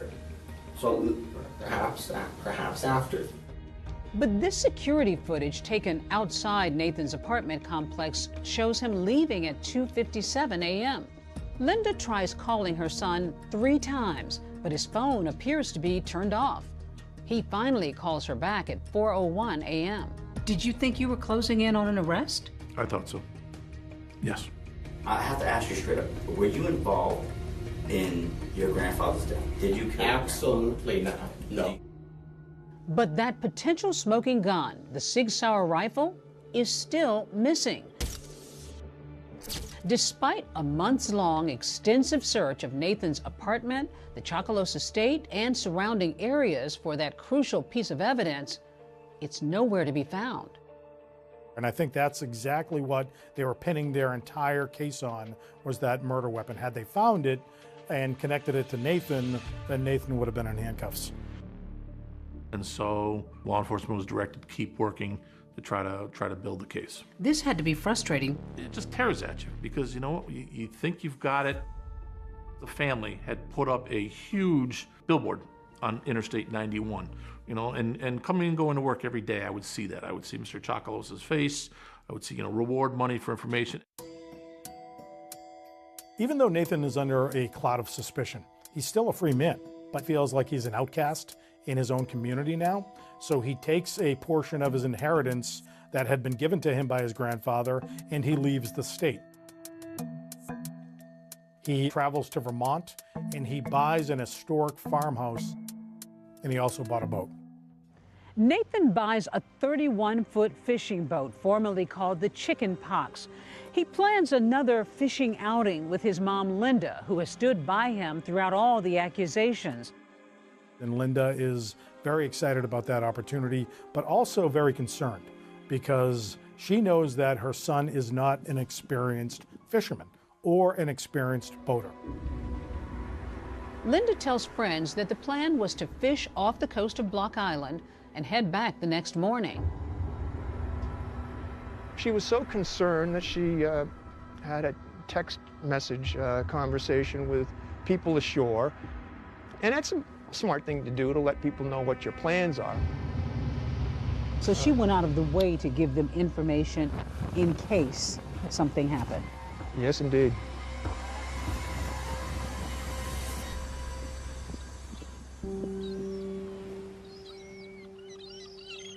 When Linda fails to check in, her friends start to worry. Two of her best friends reach out to authorities and say, something has happened, we need your help. At first, we were like, okay, hopefully it's just they're overdue and they're gonna come back to shore. But after several days elapse, authorities search Nathan's home and vehicle and find some alarming items. We start thinking that he may have intent to either harm himself and his mother or both of them. How did you get word that something had gone wrong with that?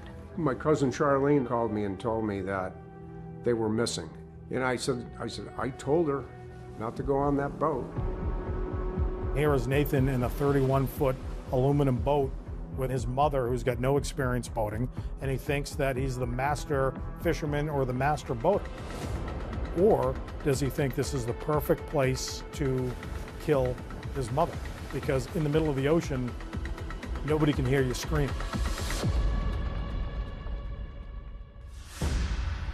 But what really happened on that boat? Nathan Carmen answers tough questions under oath. How often did you lie to the Windsor Police Department?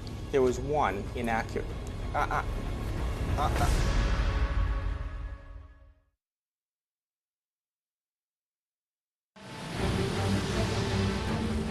Staring out at that open water, probably wondering what happened to my mother, or thinking, did I just get away with murder? His mother is still missing and feared dead. And the question becomes, what happened? Everybody wants to know what happened. I didn't know if she had been dragged down with the ship. Neither of us had been wearing life vests. The media coverage was huge. I'm just asking you to defend yourself against these people who are saying that you did something to your boat that would make it sink.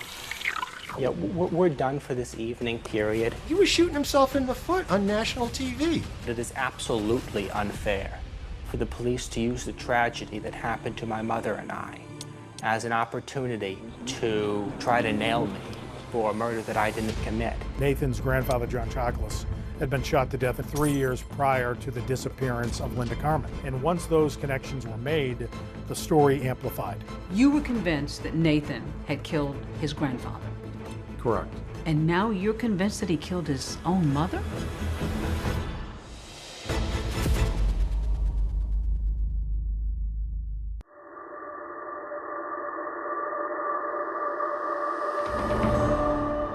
It's a story about greed and heartless brutality. Mr. Chocolus was found in a bedroom on the upper part of the house, in his bed, shot several times in the head.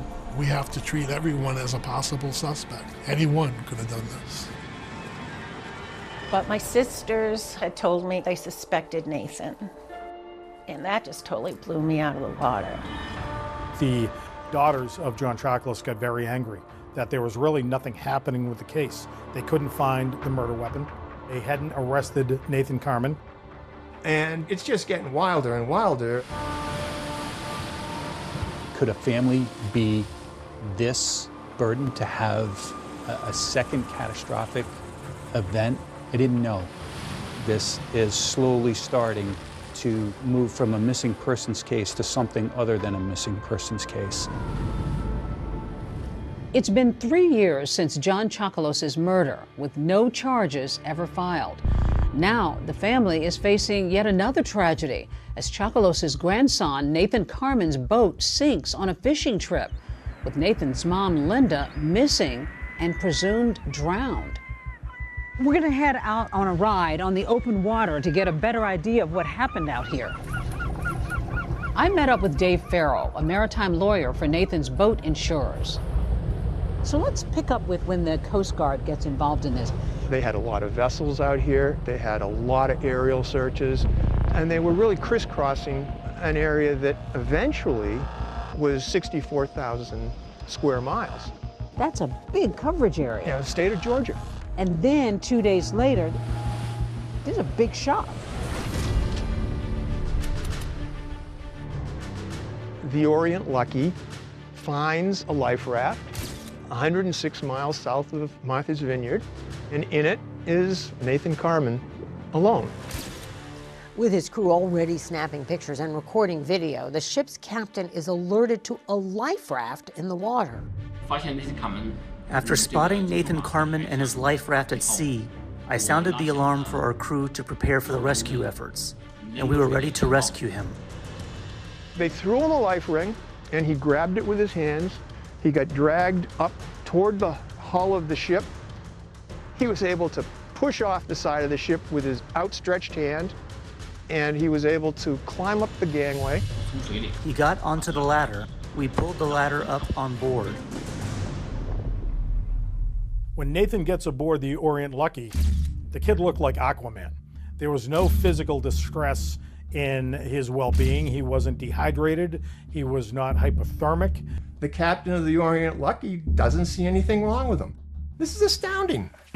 I got the call from my supervisor that he'd been located and recovered. I was shocked, and I was thankful. I was happy that there was a survivor, but it was also concerning because Linda hadn't been recovered.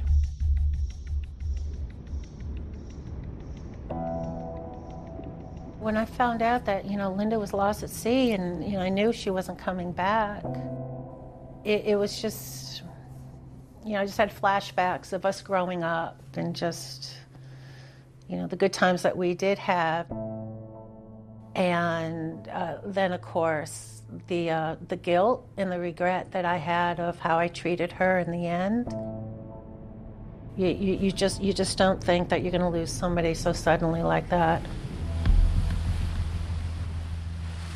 We receive a call from the Coast Guard that Nathan was picked up by a merchant vessel in the shipping lanes in the middle of the Atlantic Ocean. First thing you say is, okay, where's Linda? Linda's not with him, just Nathan. Back on land, with his lawyer present, Nathan's interviewed by Alfred Bucco, an investigator with the South Kingston, Rhode Island Police Department. This audio's never been broadcast before. I just went in there and said, Nathan, tell me what happened. We went out to Block Canyon. It was light, but the sun wasn't over the horizon yet. And we started trolling. Okay. And I heard strange noise coming from the engine compartment.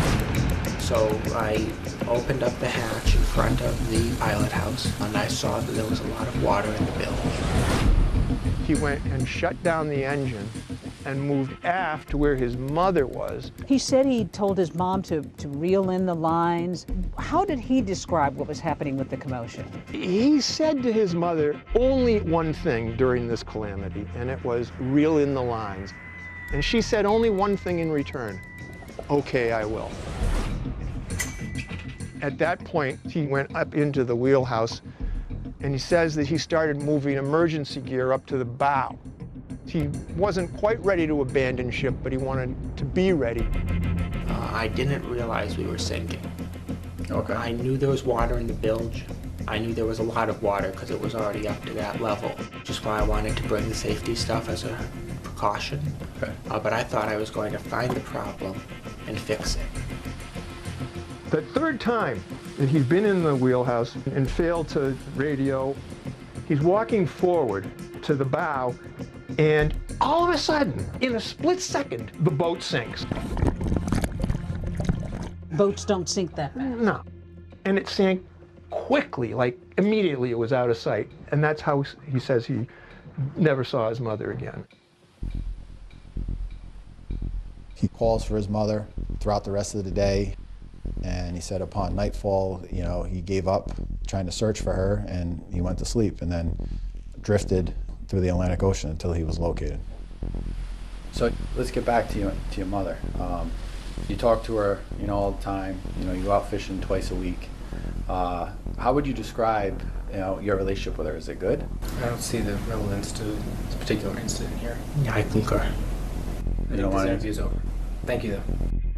After the interview was over, from our perspective, we're like, okay, this isn't just a missing persons investigation. We may be dealing with maybe a homicide.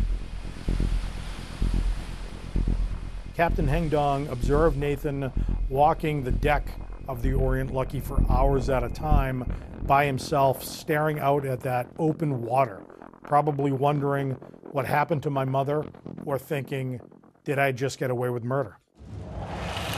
And soon, the whole world will hear from Nathan Carman in his own words. She'd always been kind of reluctant about safety. I guess she had good reason to be.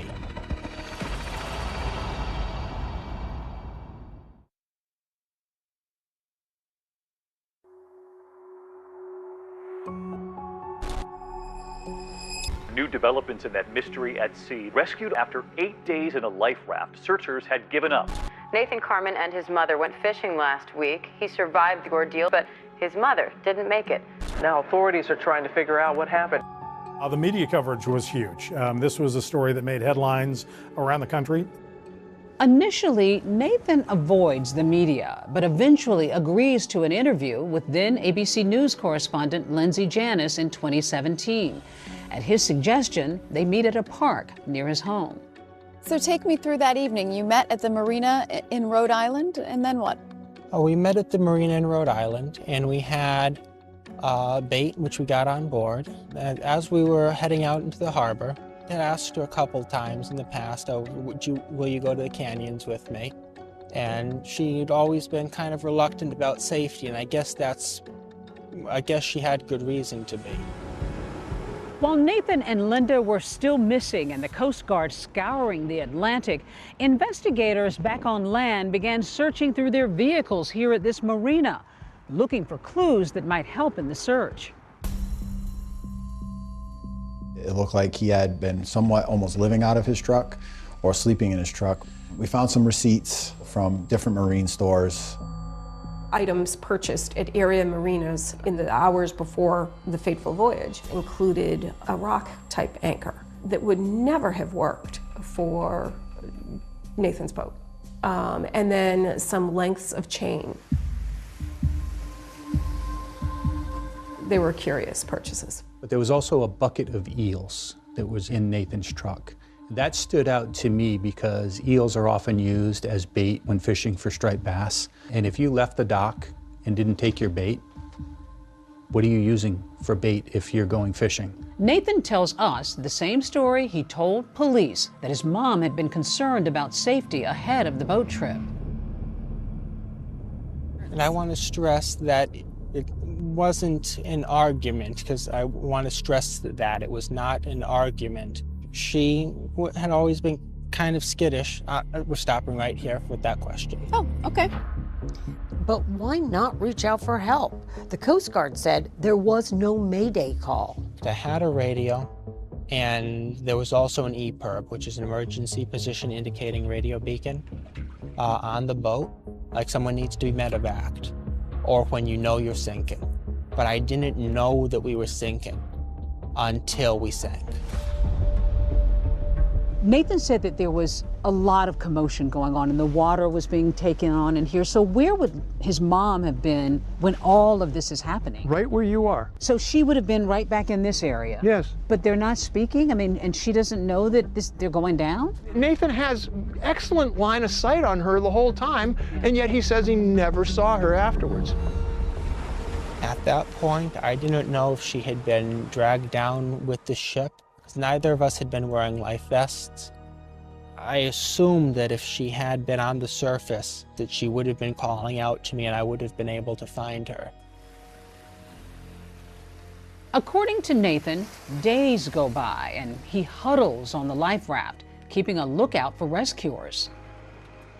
I was looking out at the horizon for other ships or for helicopters when conditions were good. When the waves were high, because they got to like 13 feet and they were breaking waves at a few points, a few days. It must have been terrifying. Yes.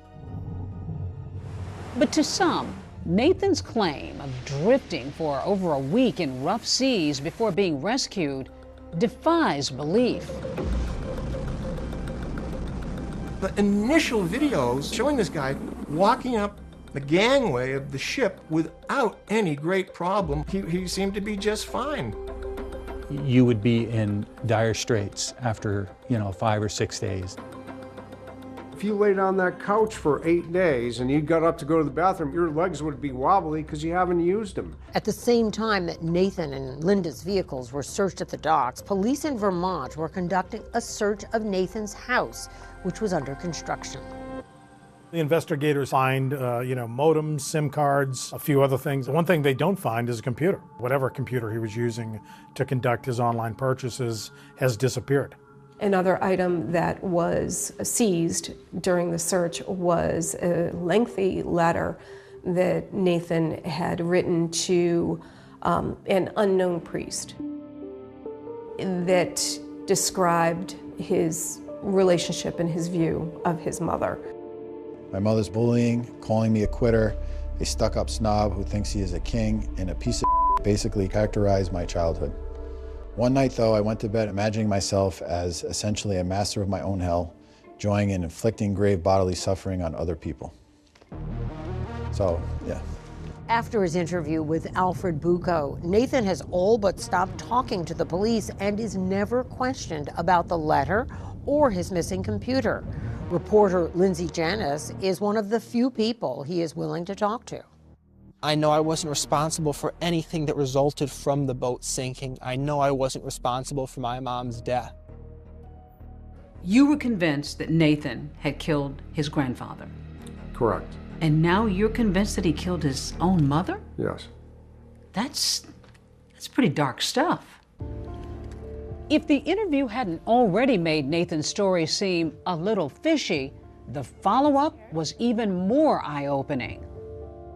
I did not cause my mother's death. We're done here this evening. If you have nothing to hide, there shouldn't be a problem answering the questions.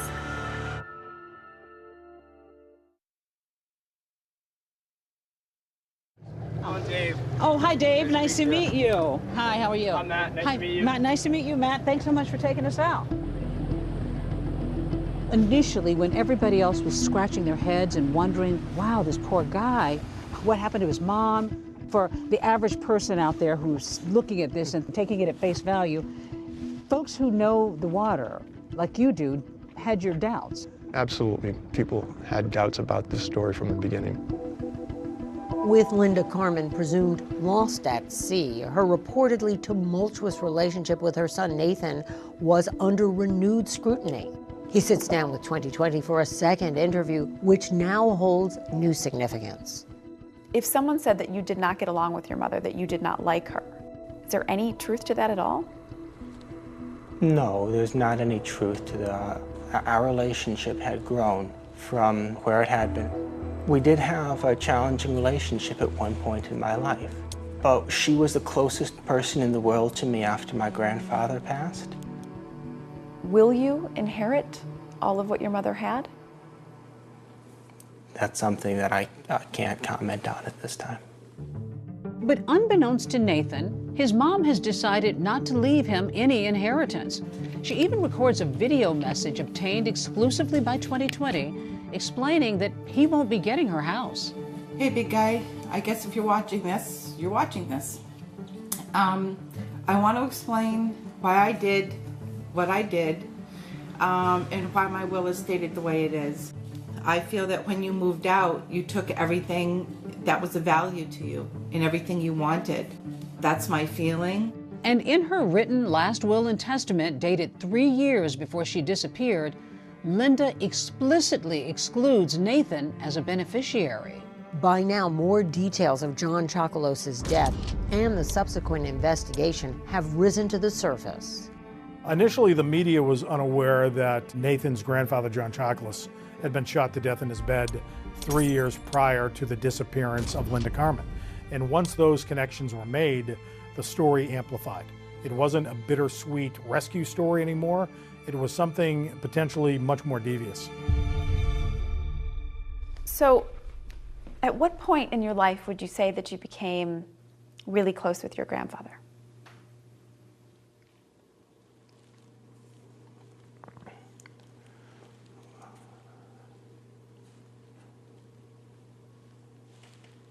Here's where I have a bit of an issue. My understanding was we were going to be sitting down and we were going to be talking about yeah, the raft is my survival next at bit, sea. but we did explain that we need to hear about your whole life leading up to this incident. How can people know who Nathan is if we don't tell them? What was your relationship like with your grandfather? I'm not talking about my relationship with my grandfather or with. If you want to ask me any more questions on that line, we're done here. Can you tell me more about what your grandfather did? He was a big figure in this part of the country. That's not what this interview is about. He gets really defensive if people pry a little bit too much. And the way that he shut her off on so many questions and wouldn't cooperate, he was shooting himself in the foot on national TV. Since we spoke a week ago, there's been a lot of speculation. People are suspicious of you. What do you want to say to those people who are saying something about his story that just isn't adding up?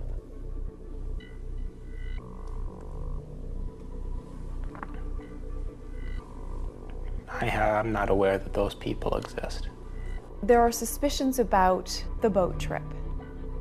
Since we last got together a week ago, I've said the way it happened. I'm just asking you to defend yourself against these people who are saying that you did something to your boat that would make it sink. That's not true. Nathan had never been interviewed at length by a network or by a reporter, so this was something new to Nathan, and I think Nathan thought it was going to go one way when it certainly went another way. Was there an issue with the boat that needed to be fixed? No, there were.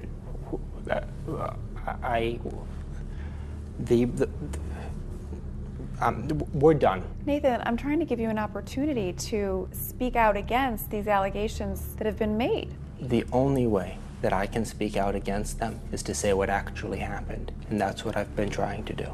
Another thing that's happened since we last got together, police searched your mom's home. Yeah, Did you know anything about that? We're done for this evening period. We're done here. We're not trying to make you uncomfortable. We're trying to give you an opportunity to answer some of these allegations. We're done here this evening.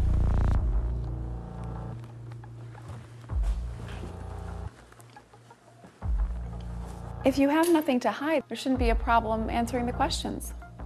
He walked out. He walked out of the interview, only to come back. Police never arrested you for the murder of your grandfather. Do you think it is unfair that people are bringing that up and talking about that now? It is absolutely unfair for the police to use the tragedy that happened to my mother and I as an opportunity to try to nail me for a murder that I didn't commit. Can you understand when people see that you were the last person to see two people alive? They see that and they say you are either the most unlucky man alive or you had something to do with those two deaths. What do you say to that?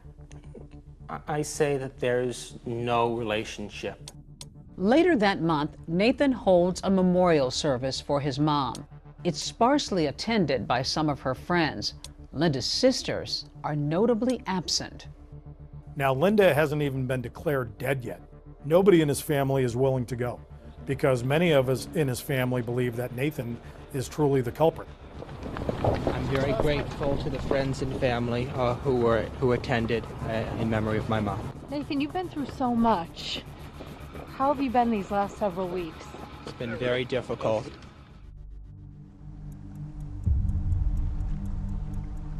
We had no boat. We had no body. But as in any investigation, there's always evidence that can be recovered. It's just a matter of making sure that you know where to look. There's all hands on deck at that point to try to uncover the truth. As with the death of John Chocolose, according to investigators, there isn't enough evidence to charge Nathan with a crime.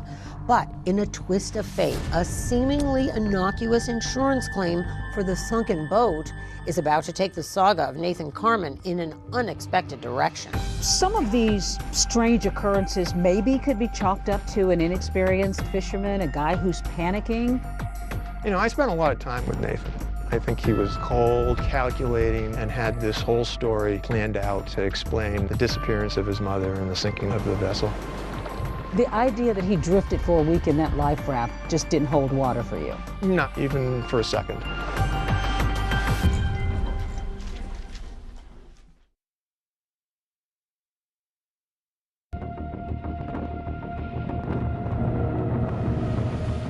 The Nathan Carman case was incredibly explosive. A young man is plucked out of the ocean. That just conjures up all of these images of, say, Tom Hanks in Castaway. Author Casey Sherman has spent the last 2.5 years researching the case for his new book, Blood in the Water. The story is so complex and it has so many layers to it. Not only do you have one potential murder, but it's the story about a family and how wealth can corrupt.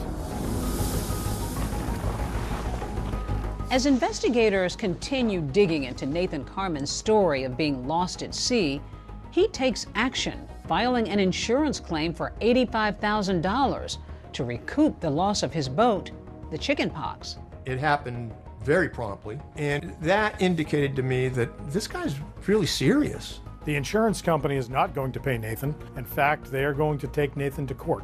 Nathan also didn't back down. We filed our suit to deny insurance coverage. We were in for a fight.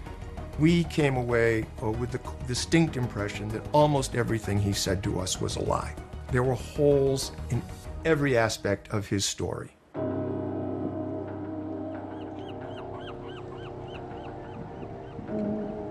Holes in his story and his boat. Here at this marina where Nathan's odyssey began, fellow boaters noticed odd behavior in him the day before that fateful trip. It kind of caught my eye when I saw him leaning over the back and drilling 2 holes in the transom of the boat. I asked him, "What are you doing?" That's why he told me, he says, he's taking the trim tabs off. Trim tabs are stabilization devices that help lift the boat up higher on the water. Nathan admits to removing them, leaving holes in his boat, but says he patched them up with a marine putty. I patched the holes. They seemed to be well patched. And at the time my mom and I went out, I felt that one, I knew those holes were above the water line, and 2, I felt that they were securely patched. The idea that he was patching up those holes, that putty, the patching didn't work? It wouldn't work. My theory is that he was trying to make it look like he was deliberately altering the boat in a dangerous fashion. So that maybe it looked like he made a mistake. He very calculating. He wanted people to be able to point to, oh, no wonder the boat sank. Attorney Dave Farrell represented Nathan's boat insurance companies and has looked into Nathan's account of what happened for years. Nathan's story is that his boat started taking on water, but he failed to put out a distress call because he didn't think the boat was sinking. One would think then maybe he would call out for help, the Mayday situation, right? Did he do that? No, and he had ample opportunity because each of the times that he went into the wheelhouse to carry gear forward, he was within arm's length of the microphone for his VHF radio, and a good one. This is where the emergency equipment is, right? Here? Yeah, right here. A microphone within arm's reach. And he came in here 3 times to get survival gear and bring it up to the bow. So he was within an arm's length 3 times he could have picked it up. All of these things sound pretty odd. Maybe you can chalk them up to panic and inexperienced fishermen, but you would have to have hard evidence to really show that he wasn't where he should have been. I got an oceanographer to assess whether it was possible for him to drift in a life raft to where the Orient Lucky picked him up 7 days later. And was it? Absolutely impossible. Physically impossible. I looked at drifting buoys, I looked at historical data, I looked at thermal images of the Gulf Stream rings. All of these different systems showed the currents going westward, and Nathan claimed he drifted eastward, and that did not make any sense. And Nathan's aunts aren't buying his alleged fish tales either. New twist in a story making national headlines involving Nathan Carman. They file what is known as a Slayer petition, which prevents a person from inheriting property from someone they murdered. Nathan Carman's aunts do not want him to inherit that money, and they say essentially profit off of 2 deaths they believe he caused. When Nathan walks into court, he's actually got a suit and he's cleaned up, he's shaven. Good afternoon, Your Honor. Nathan Carman appearing on my own behalf. He looks like a young, aspiring law student. The loss of my mom has been extremely difficult for me, so I can sympathize with petitioners in that respect. He ended up taking depositions. He ended up going into court and arguing motions. I'll say that some of the petitioners had awfully substantial motive, and I had very, very little. He ended up putting up his own defense. You saw him sort of tell the truth the whole. But in this deposition obtained by 2020, it's Nathan in the hot seat. This is the deposition of Nathan Carman. Did you have a close relationship with your mother, Linda Carman? I would say that I did, yes. When asked to respond to claims that he lied to police during their interviews with him in 2013, Nathan clams up. How often did you lie to the Windsor Police Department? There was one inaccurate. I'm pleading the 5th. Pleading the 5th as to lying to the Windsor Police Department after your grandfather is dead. That's what correct? he said. Okay. Nathan pleads the 5th 81 times during this deposition. I plead the 5th. I plead the 5th. I plead the 5th. And I plead the 5th. Meaning he declines to answer questions to avoid potentially incriminating himself. I plead the 5th. That's damaging to Nathan, I think, in the public's mind. Who takes the 5th? You know, mobsters take the 5th. Gang lords take the 5th. Not somebody that's completely innocent. Nathan Carman caught a legal break today after a judge tossed out the lawsuit his aunts had filed to keep him from collecting millions of dollars from his grandfather's estate. The judge dismisses the case after he rules John Chocolos wasn't a resident of New Hampshire. The newspapers reported it as a tremendous win for Nathan. I wasn't too troubled by it. Nathan is off the hook for his family lawsuit, but his insurance case is looming, and investigators have him in their sight. Pieces of the puzzle had started to come together. There were too many inconsistencies. There's no such thing as a perfect crime.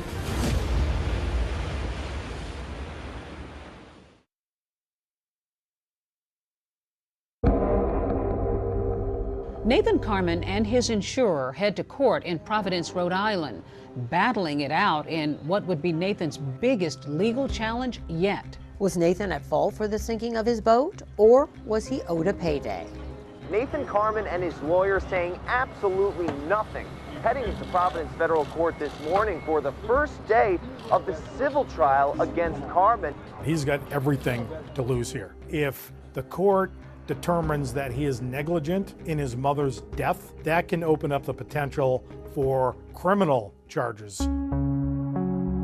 Nathan at times was very agitated during the trial, but he was also very active, always leaning over and having conversations with his attorney, and he was right in the thick of things. He takes the stand, sticking to his story of what happened on that boat.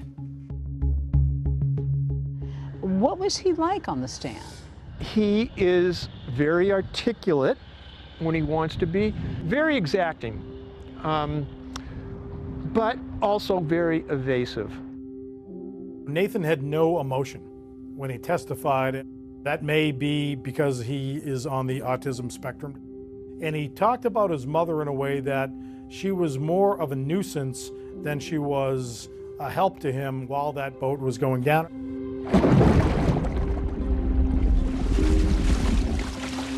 The judge asked him, "What's going on with your mother during all this time?" And Nathan's peculiar answer was, "My mother was part of the problem rather than the solution to a sinking boat." With the case now in the judge's hands, Nathan talks to the media outside the courthouse. This isn't about money. It's an $85,000 claim. I almost feel like I have a responsibility to my mom to make sure that the truth comes out. At the end of the trial, the judge rules that Nathan was negligent with regard to the sinking of the chicken pox. That was a small victory for me because at least a little bit of justice was prevailing through it all. The civil case acted as the de facto criminal case. FBI investigators, Coast Guard investigators, attorneys, prosecutors, they all had front row seats. Now it transitioned to his house in Vermont. Pieces of the puzzle had started to come together and had started to paint a picture for us that this was in fact a criminal act. There were too many inconsistencies. There were too many things that just didn't add up. It became very, very clear that Nathan had committed a crime on the high seas. We don't have a body, we don't have a boat, so it's a very, very difficult case to try to prove. The grand jurors have to decide, is there enough evidence to proceed and indict? It took several years, but Nathan Carmen is now charged with killing his mother. Nathan agrees to meet with investigators, but has no clue what's about to happen. Nathan was surprised when he was advised that he was under arrest for the murder of Linda Carmen. It was like something out of the golden age of piracy. Nathan was charged with murder on the high seas. According to an indictment, Carmen devised a scheme to defraud his grandfather's estate and to obtain money from the trust, and the murders were part of this scheme. However, the indictment doesn't charge Nathan with the murder of John Chocolos. Medical records, school records. Nathan hires defense attorney Marty Manella. Marty Manella is a long-time, very bulldogged litigator, and when he met Nathan, he not only found a client, but he found a son. He had literally no support. That was probably the hardest thing that Nathan had to endure, the fact that he had no one. But he had us. He really had us. And I had never, in 50 years of practicing law, had that kind of relationship with a client. Never. As he's escorted into federal court for arraignment, cameras catch Nathan defiantly proclaiming his innocence. Not guilty. Before pleading not guilty to the court as well. During Nathan's detention hearing, his aunts read a letter to the judge saying that if you let him go, they would be in fear for their life. I was very relieved that Nathan was going to be put behind bars. If Nathan was not arrested and not contained, I really think he would have gone on a murder spree. For years, Nathan had lived in solitude in Vermont. He had never threatened anyone. So to me, it was unusual that they were in fear of what? The court sides with his aunts and denies Nathan's bail, setting a trial date for October 2nd, 2023. Marty and his team get to work. It was a huge undertaking, and it was a daily, 7-day-a-week thing. It really became part of our lives. Nathan was incredibly active in his defense. Every waking hour when he wasn't in his jail cell, he was at the prison library, poring over legal books. This case was his whole life. He wanted his day in court. He wanted to clear his name.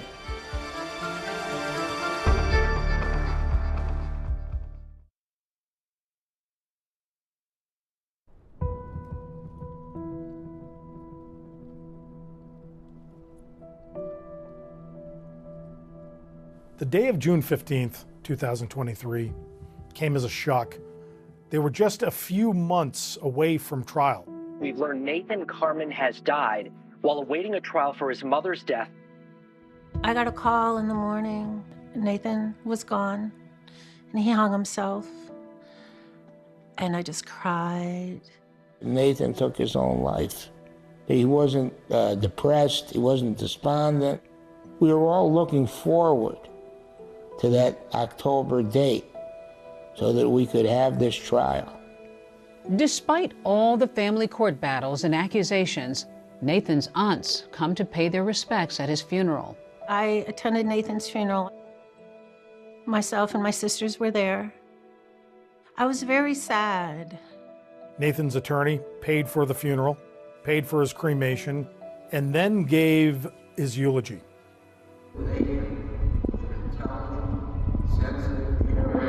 Non-violent and loving young man. Sleep with the angels, my dear friend.